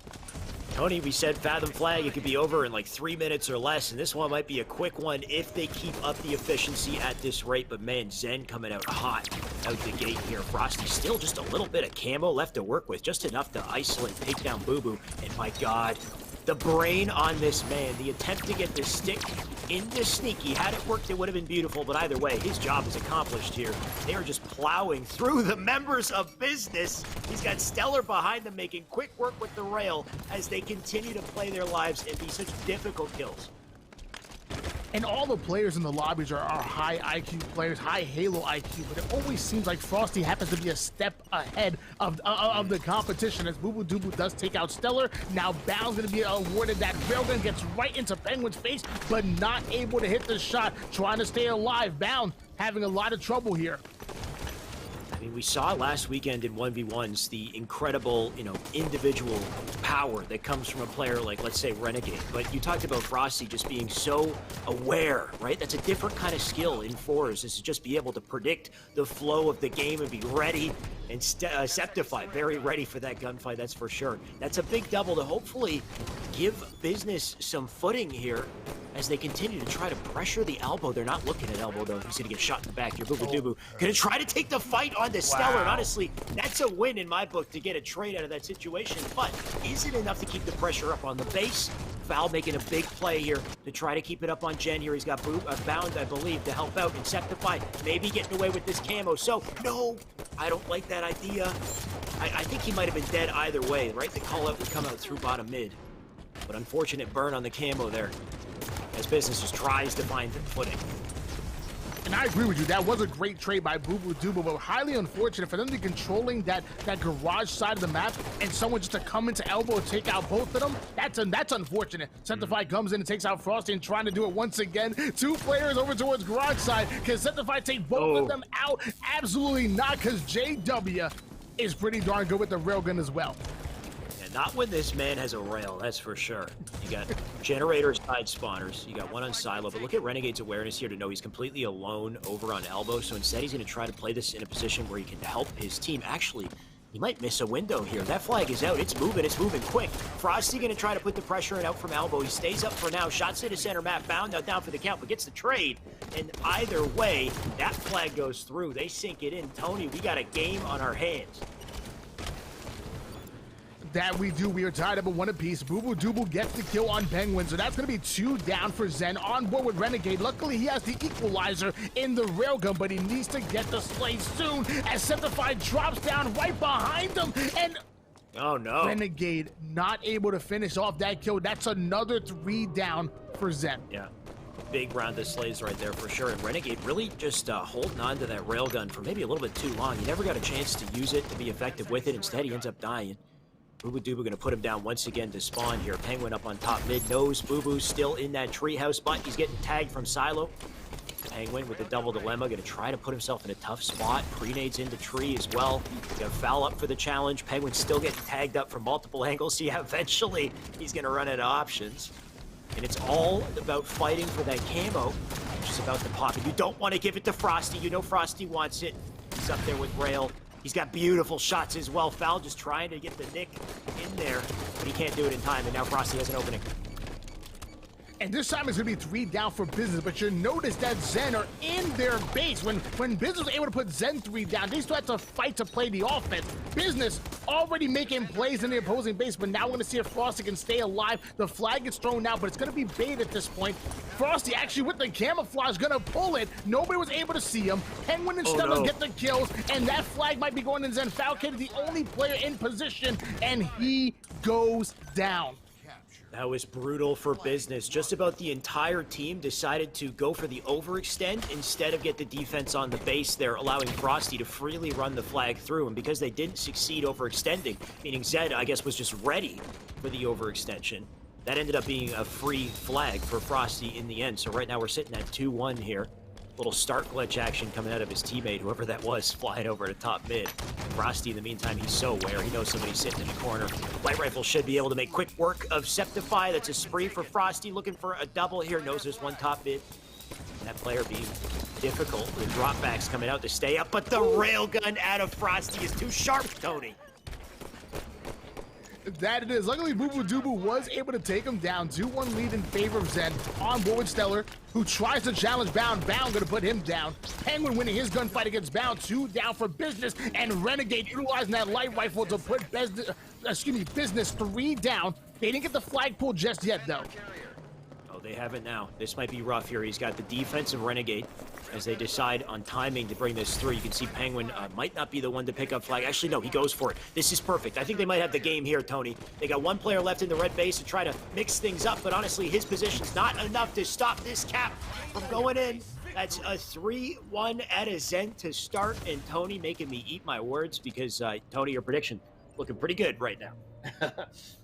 You know, back in the day, they called Phil Jackson the Zen Master, and as of right now, we're seeing that old school Bulls roster. You have Michael Jordan, you have Scottie Pippen, you have Dennis Rodman. This is that old school Bulls roster. I had to say it. I want to say Frosty because he has the MVP, he has some of the accolades, but let me tell you, Renegade might be mad at me if I say it. Either one of these players on their best day can be Jordan. I'm gonna cop out on that one. That's the thing, right? You go back in NBA, you know, nobody could really replace Jordan, his legacy. And Frosty, I want to say right now, he's the Jordan on the team with the 18-7 scoreline. But like you said, everyone's so talented that role kind of changes, right? Sometimes we'll see Renegade pop off, we'll see Penguin pop off. Right now, it's all about our MVP Frosty, who holds it down in game 1, no doubt in part due to the rail and the camo. Tony, you said if Frosty gets rail, it's game over. Looks like he got rail, and Boo Boo got no camos. So that's how you know it wasn't going to be a win on the side of Business. We got to get some camo in the hands of Boo Boo. We got to get some weapons in the hands of Business if they want a chance to bounce back here. They're going to have to do it in a Slayer, Tony. And, you know, this is why I'm a little bit confused. I mean, I want to say inconceivable because 3/4 of the roster here were one of the best Slayer teams around. They were really good at Slayer. But C9's best game type was Slayer. And let me tell you, we've seen Frosty on Slayer Kali literally grab the sniper and just immediately drop Killing Frenzy, starting off 10-0, 11-0. So I'm going to stick with my boys. I'm going to stick with Zen.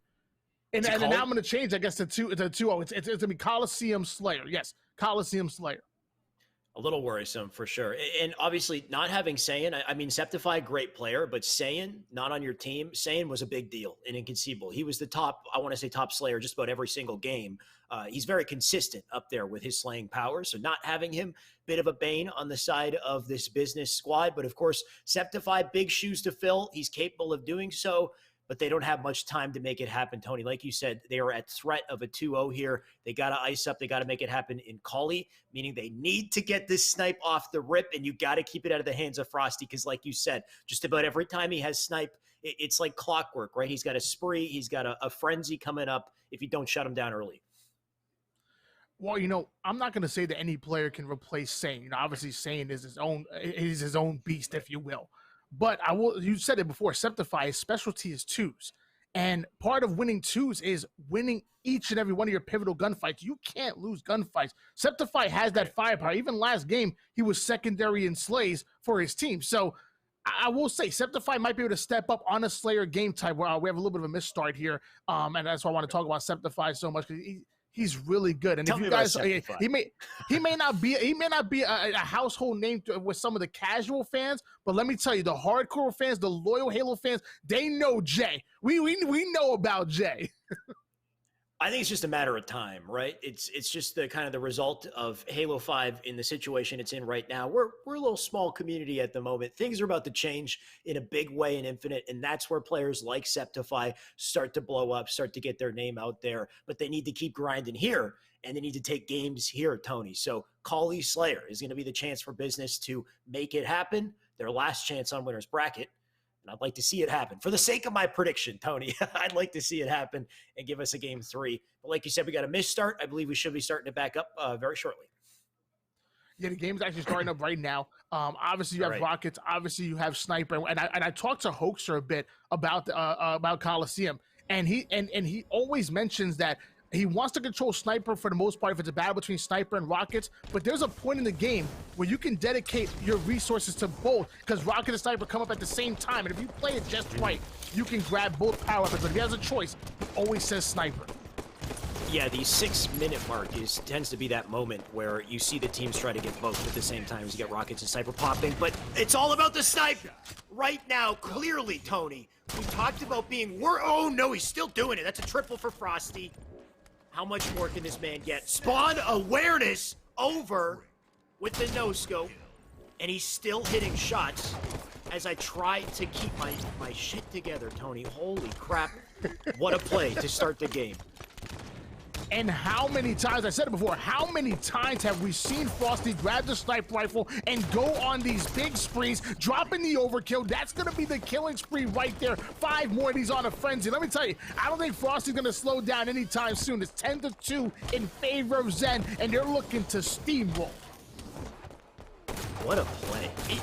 When we say it in the opening that when Frosty gets sniped, he can get a spree, he can get a frenzy, sometimes you think, oh, like it might not actually happen. We're just kind of, trying to buff up the match or something, make it seem exciting. But we're not kidding. Like, he literally destroys everyone if he's got the opportunity, and the game can get out of hand very quickly if you don't shut him down. So right now you can see a 6-kill deficit on the side of business as there's no more snipe and an opportunity to maybe get that map back in their favor. It's all going to start like this, right? Big double out of foul. That's a spree before he dies, but you can see Frosty still being a pest up there.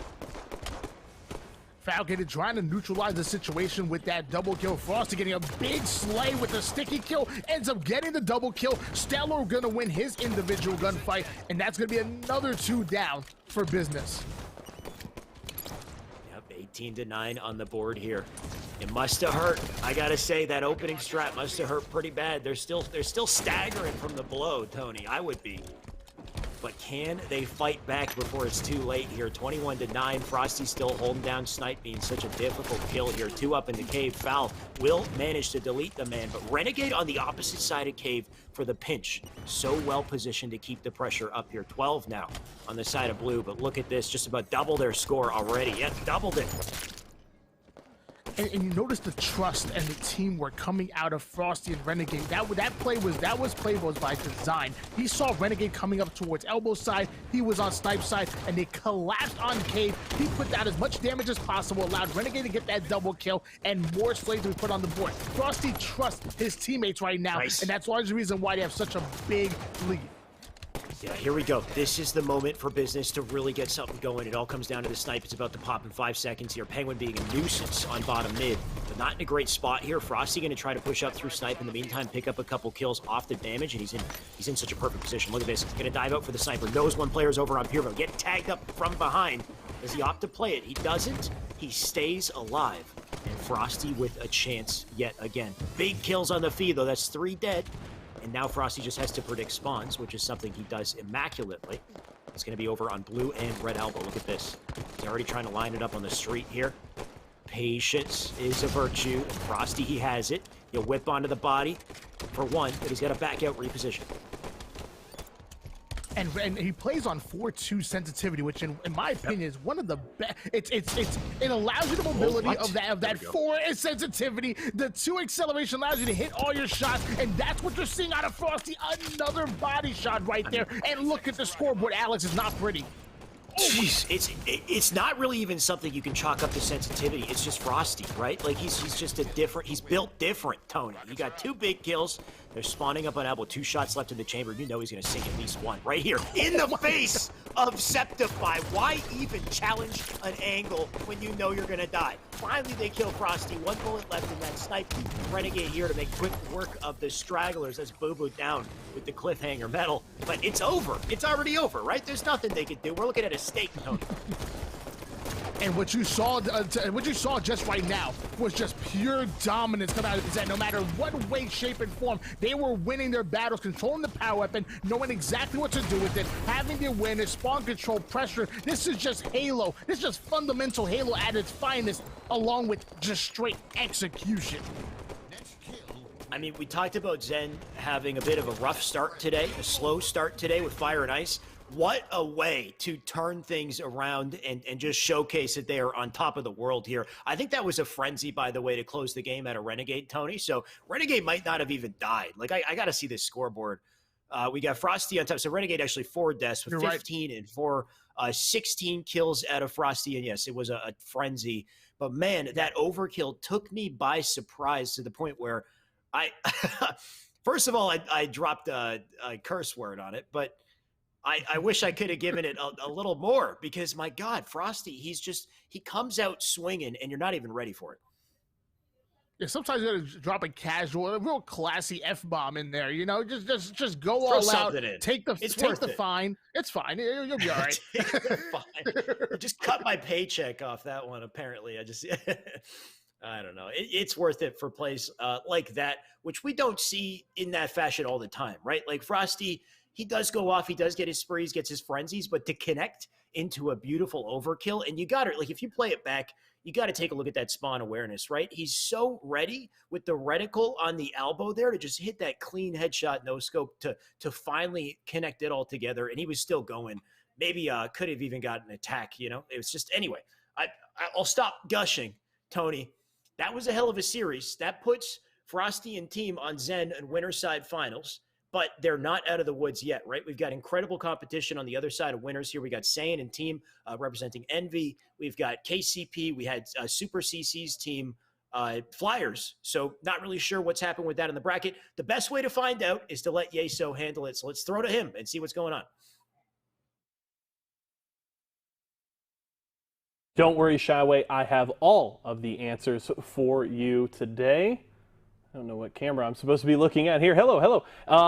Yeah, so Zen moving on, taking down business. Meanwhile, the Flyers, Super CC's team, did drop to Kansas City Pioneers. So Kansas City Pioneers do move on to face off against Envy. So that is an awesome matchup on the other side of that winner's bracket. So Envy versus Kansas City Pioneers. The winner of that will move on to face off against Zen.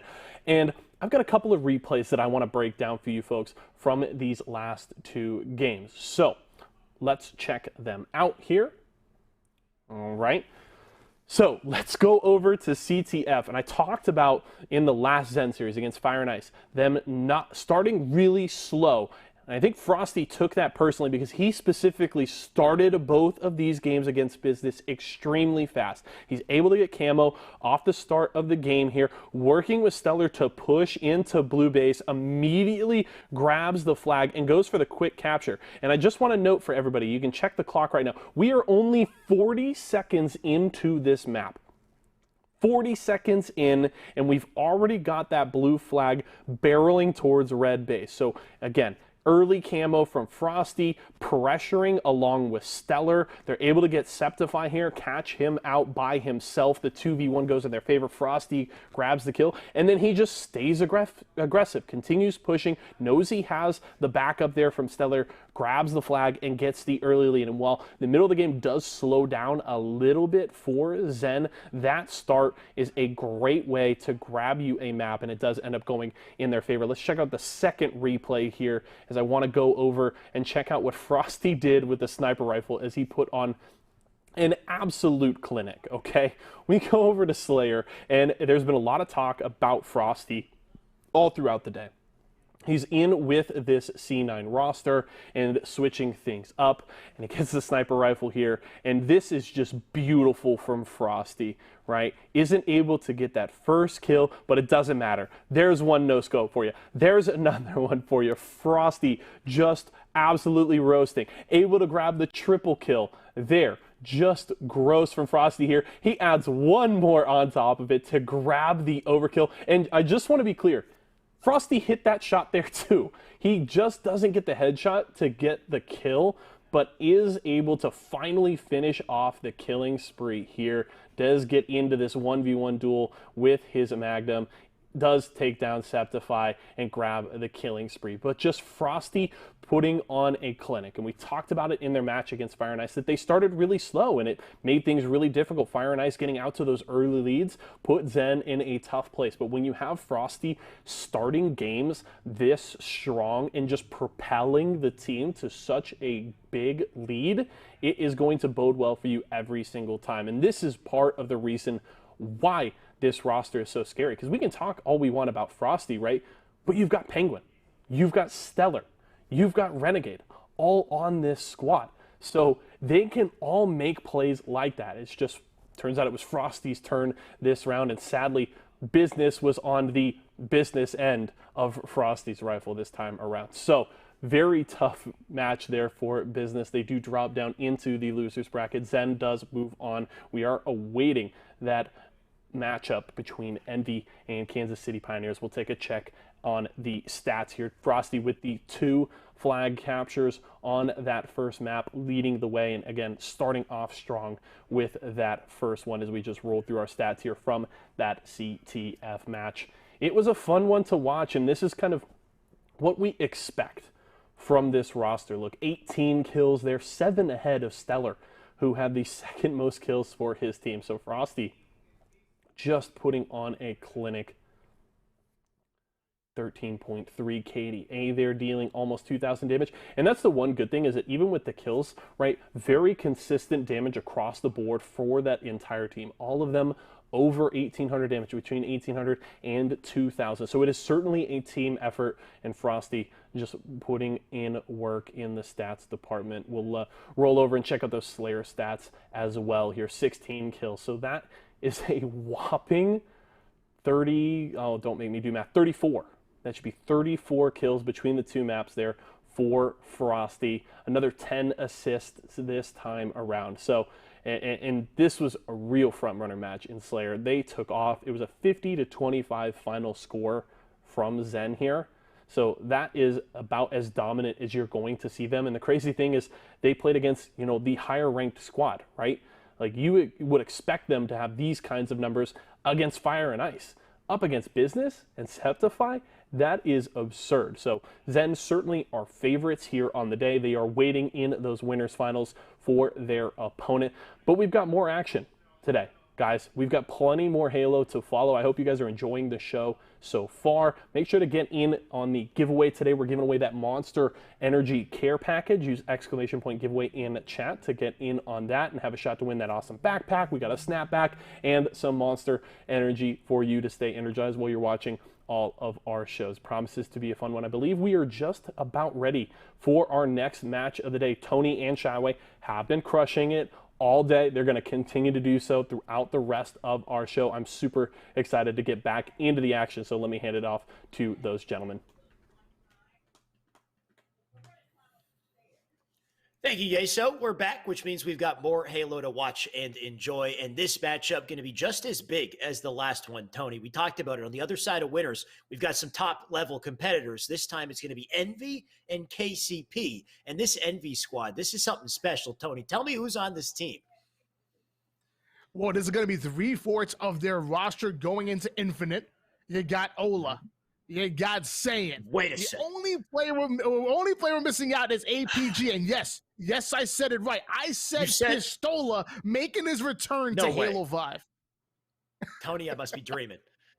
Pistola playing Halo 5. You know what? It's a beautiful harmony to have this man join the tournament. It also just goes to show how much closer we're getting to Infinite. Just we're so close to things just kind of blowing up again, and all of these legendary pro players coming back and having a good reason to put the grind time in, get back on the sticks. Ola being one of those legends. Good to see him back. Can't wait to see who else we have join the fold as we get closer to Infinite. But like you said, it's 3/4 of Envy. That last player would be APG, I believe, right, Tony? It's sad we're not gonna see APG. Right. We're gonna have Sparty today, who's been playing a lot more Halo 5 than APG fair. I mean, speaking of legends on both sides, right? APG, legend in his own respect, but he plays Halo 3 right now. He'll jump over to Infinite when it makes sense to do so. And then Sparty, like you said, who's been grinding this game again, and he is looking incredible in twos. He's a laser beam in twos. He's not missing. And I think fours is the perfect wheelhouse to really put him to the test, especially with this Envy roster, who we know are no slouch in any way whatsoever. They're going to go up against KCP, and what a great competitor to put him up against, because KCP, they've been together for a long time now. They got a lot of experience together, and they're so efficient in the objective game type. They're not scared of a team like this. They're going to still play very well here also. I feel like they're going to be very comfortable. So it's going to be kind of interesting going into predictions, right? Because I feel like KCP kind of, I want to give the advantage to just in the experience coordination factor versus Envy. I haven't seen Ola play in a long time. Not that, that means anything. I'm sure he's still going to be incredible. What do you think predictions wise, Tony? Well, I'm going to give it to KCP.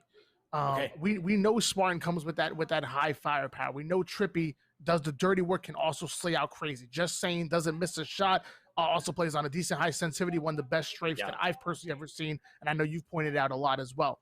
Ola, now we know Ola back in the day can slay out, does that dirty work. His flanks were incredible because of that high IQ, always being able to be one step ahead, similar to how we talked about Frosty before. Ola, he was been doing it way before, right? He's been doing it for a very long time. The problem is that, Ola's been playing. He hasn't been grinding. I asked Saiyan, I was in this stream, I was talking to him. I said, hey, has Ola been grinding? He said, no, he's been playing. He hasn't been grinding. So I'm going to give Ola some time. I think KCP, this is their time to shine. This is their time to steal a win off of this Envy roster. But let me tell you, as Ola starts to get some practice in week after week leading up to Infinite, I'm never voting against Envy. Never. Definitely. And I'll say, wait and see, right? Let's wait and see what level of play we're getting out of Ola and team today, because they could definitely, I expect them to just come out hot and surprise us. You never know. And I think KCP is the perfect testing ground for it, because KCP, they're kind of like I want to say top fourth place team in our current standing in our competitive Halo.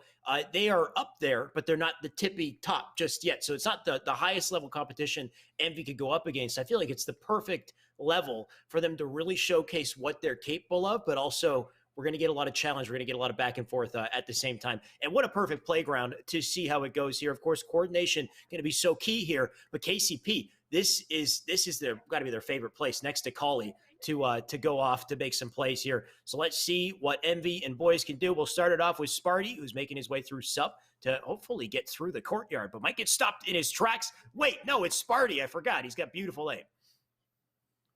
Well, he does go down, so we're going to switch over towards Manny. Manny having that railgun, getting right behind Ola, charging it up, and that's going to be the kill. Then immediately going towards top mid so they can support his teammates from that higher elevation. Yeah, this is beautiful. Look at this early kill as well. KCP, they know this map game type so damn well, and my God, is it showing. Manny, he is starting out hot here with that double, but like we said, they already got a cap on the board. They already made huge plays. I love the melee, though, coming in. That's Ola, by the way, who jumped up above his head, took Manny down. A couple slays coming in the favor of, they call themselves NC, or is that a typo, Tony? Is that like a part inconceivable, envy mixed together? I think that's what it is. Maybe, but I mean, Saiyan actually is on Envy, so I think that might be a typo. I don't think it's. I don't think that's the case. It might just be a little bit of a typo there, because Saiyan does play also on Inconceivable for the.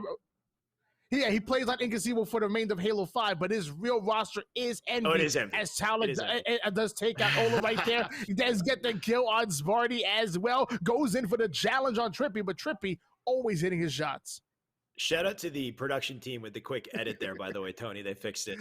Saying, though, he is going to try to put some damage in. Of course, they're a little crippled by KCP off the start, who got that early flag. But Saying, great position from him. He does take the shields off one. You got Trippy with him working together to put the damage in. Saying, got to remember that player in back gen because he does want the kill. And Druck going to get nothing. He goes down. Saying does drop shortly after. Pressure still up in red base. And big kill out of Sparty, but unfortunately not enough to keep the boys back. They'll break through, get back to top mid.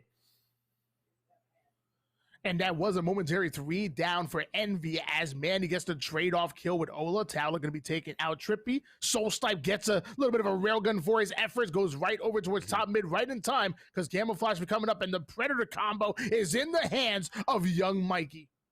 A little bit of a railgun, Tony. He's about to have a whole lot of railgun here with the camo as well to keep him cloaked.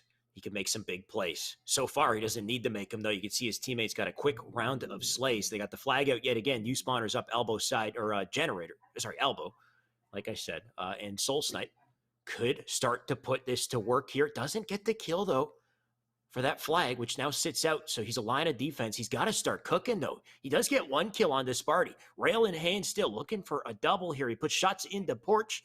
Still not connecting in the way you'd like to see, though. He's got all the power and no real opportunity. Finally, the kill on Saiyan for the defense. Is that flag still being ran? It is. It's in the cap already. So it's KCP. Not only have they succeeded, now Soul Snipe starting to do his job. He's already got the double. He's got Tyler coming in, or Tyler getting melted by the sandwich there instead.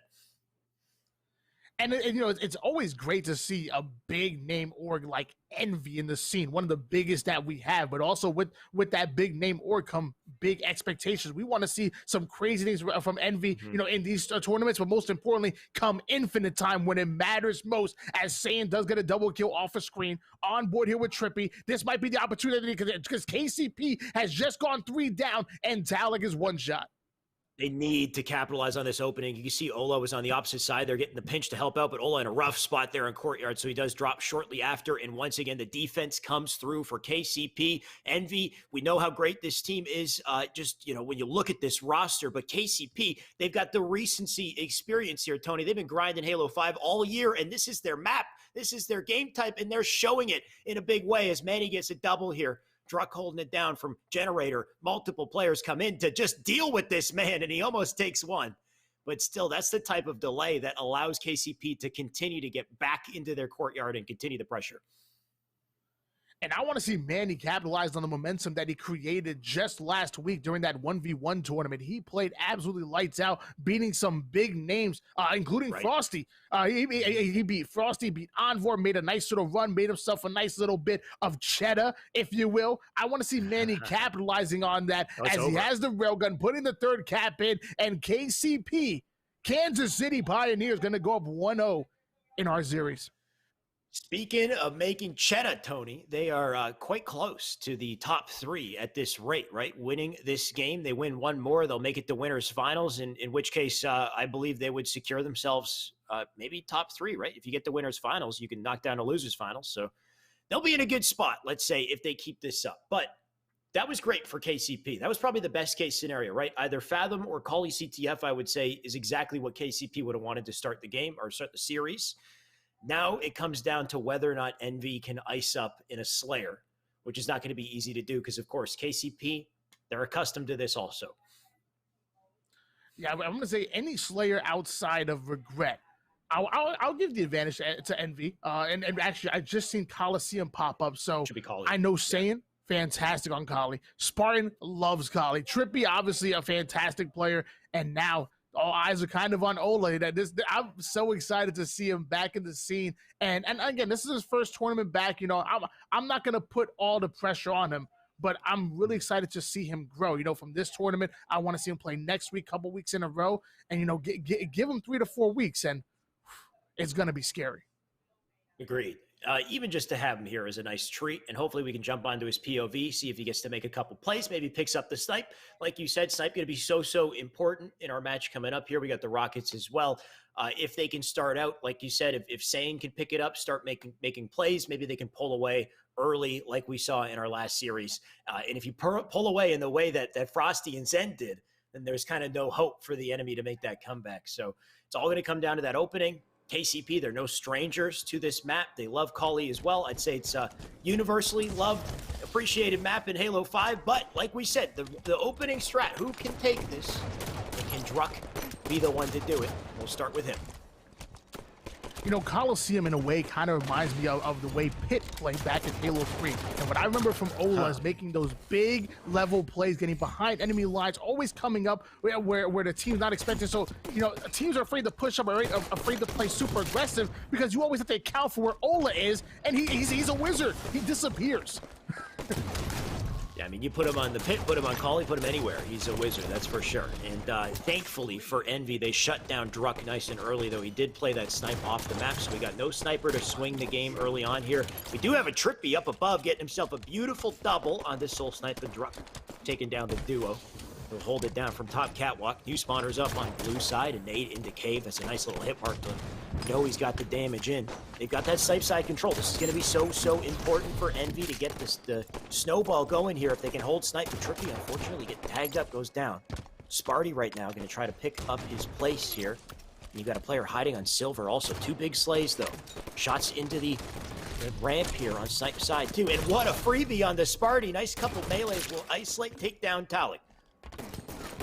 Ola got a nice little double go over towards a blue maze right there, which opened things up. Soul Snipe also going to go down, but he trades off kills. 3 down, go Envy. Ola's the last player. Manny trying to hunt him down. And he's going to counter his teammates and give off that good communication. And he's still holding from snipe. This player, Ola, not aware of his position here. Snaps on this Saiyan, too, for a big kill. And this is the control that KCP have been creating for themselves all series, right? They've now taken snipe side. They've got a great vantage point here. Rocket's about to pop, though. They got to keep an eye on it. Big kill on the Manny to take him out right there. Talik does get a trade, though.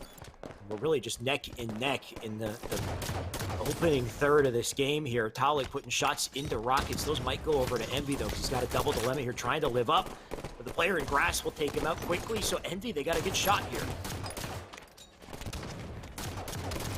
And Trippy staying alive over towards top pyramid. He puts some good shots in, throws the nade, but not able to connect. Still gets behind Druck, and the slay comes in. Saiyin's gonna rocket Manny. 3 down go Kansas City Pioneers. Snipe side control. Less than 30 seconds to sniper coming up as well. Envy in a great spot.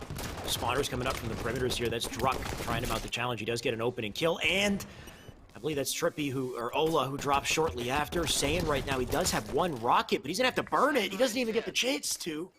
He'll put that rocket down in blue side, likely give it over to, yes, Druck, who has it on the bend here. The sniper about to come up, and KCP, when they need to, they've gotten the control necessary to swing the game here. Can they get that sniper? Is in the hands of Talik. We better snap over to him. Tang gonna be caught between a rock and a hard place, still able to get out. Oh, almost able to stay alive. Still gets the kill. 2 down, go KCP. Envy have a little bit of advantage here. They also have a 28-25 lead. Where is that sniper? I believe Ola actually has it. It's in his hands. I don't know where Ola is. There he is. Sniper in hand. Ola, it's been so long since we've had the pleasure of since he's graced our broadcast here, and he's already hitting headshots like we like to see. There's one right beside him. No scope in, does pick up the double, And that's at least 2 kills before he goes down. Nice little snippet of what's to come from this man. That sniper will sit down. They'll fight for it, but this is huge for Envy. If they can keep that in play, they can keep the lead up here. Druck gonna do everything he can to ensure that doesn't happen, but Saiyan now has the snipe, and what a player to trade hands to. And clearly, Ola knows how to use this sniper, hasn't forgotten that, but he still doesn't look all that comfortable in this tournament. And this is what I'm worried about. You know, it's going to take him some time to get used to it, but still looking good as Envy. They currently have a 10-kill lead. Spartan now has the sniper, only 1 bullet left. Can he connect? He's trying to collapse on Druck.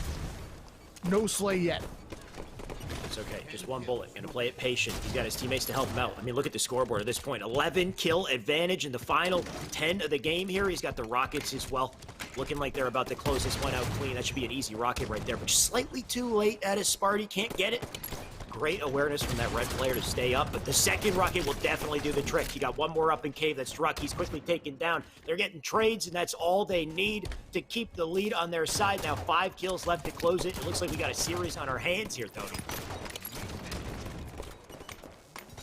And the wingman medal earned by Trippy. That's going to be 2 assists, saying that Ola going to be awarded that one. Spartan gets a kill. Trippy gets the stick. 4 down for KCP, and Envy are going to tie up this series and force an oh so important game number 3 here in your winners bracket finals. Wouldn't have it any other way, Tony. The flag game type is one where KCP are so comfortable, but Slayer is the opening that Envy needed to break through to make this a series, and now it's going to come down to strongholds and whether or not they can carry it out with the momentum they've gained. And look at that board, by the way. You said Ola's going to need some time, Tony. You said he needs time. I don't think he needs that much time. He's 14-7. He had 65 accuracy, by the way. If we go back to the accuracy stat, he's looking good. Yeah, you know what? It's funny because no matter how weird Halo 5 feels when you come back to it, it's one thing that you always seem to keep is a damn good shot. And a shot can take you some places, as you can see, Pistola coming in hot. And also Trippy as well. He's sharing the same stats, 14 kills, 10 assists, big ups for Trippy. Saiyan dropping 12 assists as well. Druck on the other side being the only player to get double digits. Now we're going to go into strongholds on Eden. This takes a totally different kind of skill set than Slayer. I want to say that KCP have the advantage on any objective, but we're talking about Envy. We're talking about Envy. It's a good opportunity for Envy to showcase whether or not they can coordinate well together as a team, because this is going to be a much more difficult challenge, I would say, for them than this Slayer game that we just saw. Slayer, pretty straightforward in their game plan there. They're controlling Snipe side. Obviously, they want the sniper, want the rockets, but as long as they're holding down Snipe and kind of keeping the enemy at bay, spawning up in the elbows there, they can lock down the game for the most part. A little bit harder to create that same kind of game plan when you've got 3 plots to control in Eden here, but we'll see what they can do to coordinate and destroy the opposition. We'll start off with Sparty McFly, who not flying too far off the rip here. He's got to play it slow instead, and Druck gonna grab that camo to no avail, though. He'll take him out nice and quick, so at least we got a burn. And Druck was able to slide in there and burn the camouflage, but we had 2 players momentarily down for Envy. Soul Snipe has the overshield, trying to defend Catwalk, but has 2 players in front of him. The overshield's going to be melted completely. Saiyan takes out Druck. Soul Snipe's going to go down. Manny has the rockets, but he's not to stay alive, but he's taking heavy fire.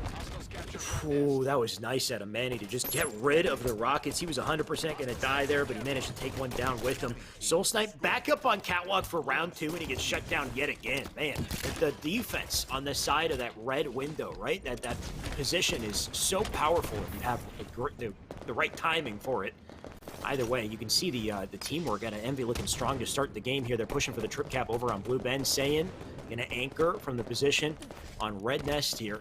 In a great spot to put damage in if he can. He's losing his teammates, though. He'll try to sneak in, grab a trade, and he can't do that either. So KCP keeping all their numbers up. This is the chance they need to start to get some caps. And Ola putting down damage, not able to get that kill, but does stay alive. Goes immediately and helps his teammate across the map over towards Catwalk. Sparty putting the shots in on Druck. Druck's doing a good job of staying alive himself. Everybody taking damage. And here we go. Now it's starting to open up. That's going to be 3 down for KCP. Envy going to be looking to take advantage of it. They don't have 2 plots yet, so they're not putting points on the board. Talek trying to rotate out through back red, just be a nuisance here. But you can't distract Saiyan for long. You see the beautiful shots out of him to take him out quickly. They'll take back Catwalk, so Envy with the map control back in their favor. Spawners outside over on Blue Bend here. How will they play it? Looks like they want to push over to Red Nest to start here. They're going to need the coordinate numbers. You got the OS coming up as well here. Rockets in the hands of Soul Snipe, who's not going to live. Ola will take him out. Trippy going to drop for that OS. This is likely going to be power-ups on the side of Envy here. They did give up tower, though, as they pushed. So they actually gave up the camo to KCP at the same time, though. Trippy, with the remaining OS, he can do a lot of damage here. He's got to start to make plays. Trippy has the overshield, Talek has the camouflage, and Talek was able to take down that overshield player. 2 down for Envy. They do have 2 plots, so now we're going to see KCP put pressure on the spawns of Envy. They got to get the slays, and they need to get some gaps as well. Talek playing a defensive position here. They got Top Cat, they got Blue Ben. Gonna sneak his way up through tower. Just wait for somebody to dip their toes in a ring and he can get in there and do the damage, though. He is running out of that camo. Ola, first victim out in bottom mid. He will get out, though. Be a difficult kill for Talek. Gonna still try to hold down Catwalk in the meantime. Saiyan, next target. He's gonna have multiple to fend off in just a second, though. So I like this decision to play back to be a difficult kill here, but not too much he can do to really contest that Catwalk. There's too many players there. In the meantime, they do rotate over to Blue Bend, so I like this out of KCP, but Envy's ready for it. They fly over to Blue Bend, they take out Soul Snipe, and now they're on the back foot here. Gotta win the slays to get back to Catwalk. Drug trying to advance forward over towards Catwalk, but his teammates are 2 down. Sparring going in for the flank on tower. Drug trying to delete him off the map and is able to do so. Manny currently 1 shot on tower. They need to get these slays, push up, and get Catwalk. It's probably one of the most important strongholds on this map. Beautiful shots out of Druck into Ola right there. He gets him off of that position on the window. They got an opportunity for the Catwalk once again. Here's Trip Cap on the side of KCP. They still got fight in them for sure, as they're looking to bring it back here, but multiple slays coming out of Envy, as Sparty's looking for the last one. That trade does go through. He's got the freedom to get up into Red Nest, but new spawners up in tower. Soul Snipe is coming out like a demon as he gets that quick kill. And that does keep him off of Red Nest, but it's all about the power-ups here, Tony, and the fight being won by KCP to start. Manny with the overshield, getting right behind Spartan, gets the back smack kill, able to secure Red Nest, and now already advancing forward towards Blue Bend, getting a little froggy, deciding to leap is Manny. He'll leap his way into Blue Base into 3 players. Good luck, Manny. Hopefully he can get 1. He does. Oh actually, Trippy flies by without looking both ways there. Before he crosses the street, he gets taken out. Or he doesn't. He turns. He does get the kill, but you know what? This has worked out so well for KCP. A bit of a stumble here out of Envy as they can't seem to coordinate on the targets in Blue Base, and instead KCP taking full advantage, swinging the game, holding on to the Trip Cap. Manny ready for these spawners. Actually, not as ready as you'd like to be. That was a nice slow play out of Trippy, who gets his way into tower. And your Kansas City Pioneers were not able to hold on to that Trip Cap for very long, but the damage has been done. The scoreboard is still going in their favor. They're still in complete control. Another 2 down for Envy, but 3 down go KCP. This is Envy's chance. You gotta put 2 caps. You can't let KCP continue to put points here on the board. Saying playing an important middle position here. Oh, but he does get taken out immediately. So unfortunate for him. He was doing everything he could to keep KCP at bay and hopefully keep these captures in their favor. They do have top cap Blue Bend. Sparty going to fly over to Red Nest to try to start the cap here as they keep that player back in the tower. So I like this out of Sparty. In just a second. Wants to be aware of the potential outside push that might come through, though. Looks like tower, maybe Blue Bend. Yes, you got some players outside, too. They picked up Blue Bend. You got 1 up on top cat, and the shots out of Sparty so clean. Ola picks up 2 as a result. And this is the kind of teamwork you need to see from Envy. They know it's a blue side spawn as well as players on blue try to rotate out to Bend. But look at this play out of Sparty. So sneaky, so intelligent. He's going to get a free kill for this. And Zane was able to get a double kill and then a 3rd one, so that was a momentary 4 down for KCP. Overshield gonna go in the hands of Trippy, and I don't know if KCP was in position to grab camo. I'm not sure. We'll have to see who can pick it up here. I do think there is a KCP member over on camo. Right now, Trippy, it did get burned? Okay. Either way, Trippy looking like the Terminator out here on Blue Bend. Nobody wants to challenge him. Rocket's still up. Soul Snipe going to try to be a beam over on the fan there. But Trippy with the remaining shields, he can dive out, take advantage of Rocket's. Trip cap in the favor of Envy, by the way, who are starting to come back in this game, overtake as well. And KCP, they need to turn it around right quick. Trippy looking for a Rocket Mary here in the nest. Can he get it? He gets the hit marker. Not enough to pick it up. Brings the shields off of one player, but the nest gets captured. And he'll dive in to try to pick up the pieces here, but multiple players dropping left and right as KCP in the last opportunity here. They're starting to get the map back. Alex, this is my favorite series. You notice how Control is just swapping back and forth. First it's KCP, then it's Envy, then it goes back to KCP, back to Envy. Soul Snipe gonna get that individual gunfight. Spartan trying to advance forward, so the lead in favor of Envy, but KCP are putting points on the board. They do have momentum, but they just went 2 down. Sparty with a big flank here over to Blue Bend, though, but you can see they're trading out Red Nest at the same time, so KCP doing a great job locking down inside map. This 2-cap won't last very long. KCP can keep that control if they can get back into red, but look at the pressure actually coming in. Great defense out of Envy to keep KCP on the back foot. Can they get the reset, though? It doesn't look like Envy can get the reset over on that nest. Instead, they cap it. Soul Snipe with a huge play to defend it, and right now, like you said, they're swapping back and forth here. We are at a nail-bitingly close game 3 here, Tony. The final links, it's going to come down to the camo, the rockets, the OS right here. And we have just entered clutch time here as Trippy was able to take out Soul Snipe, but he's gonna go down. 3v3 coming at the moment. Manny has rockets. Druck, one shot. Manny baiting this overshield. He's gonna finally die for while one shot and click it in. Gets the kill on Ola, and now gonna be advancing forward. They already have 2 caps on the board. This might have been the most important overshield in the game, but Trippy was able to get away with camo. It's definitely a massive pickup, but you see how quickly they melted that OS, so he's no longer got it in play.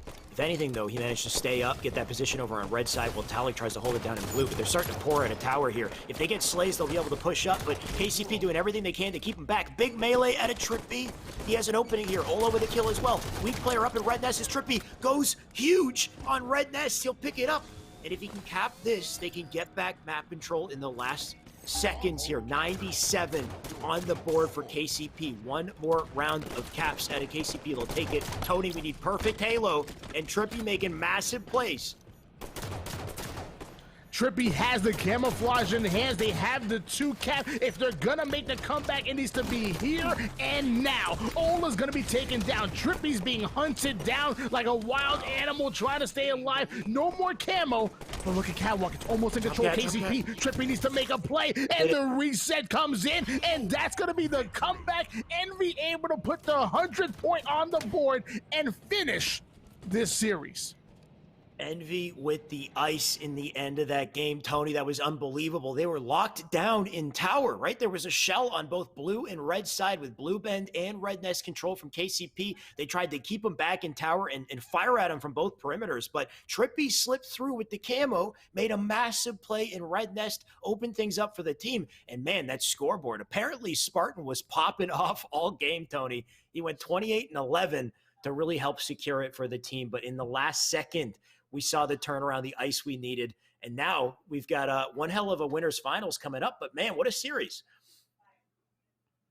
Oh, actually, that was the winners finals. So now it's gonna. I'm sorry, no, excuse me, I apologize. I'm sorry, Zen and Envy winners finals. My apologies. I tried to get KCP in there. I'm sorry, KCP. You didn't make the winners finals. I tried. Zen and Envy going up against each other. Frosty and Saiyan. I'm excited about this. I'm not gonna lie. I thought KCP might have had the advantage right there, but I guess it wasn't their time to shine. Maybe they can make something happen in the elimination bracket right now. It's all about 3/4 of C9, 3/4 of Envy going at each other. It was really whether or not KCP could take the momentum from game 1. You know they had the advantage in CTF, but when it came down to Slayer, came down to strongholds. There's a weakness there, and it looks like Envy managed to capitalize. They managed to clutch up when it mattered, and like you said,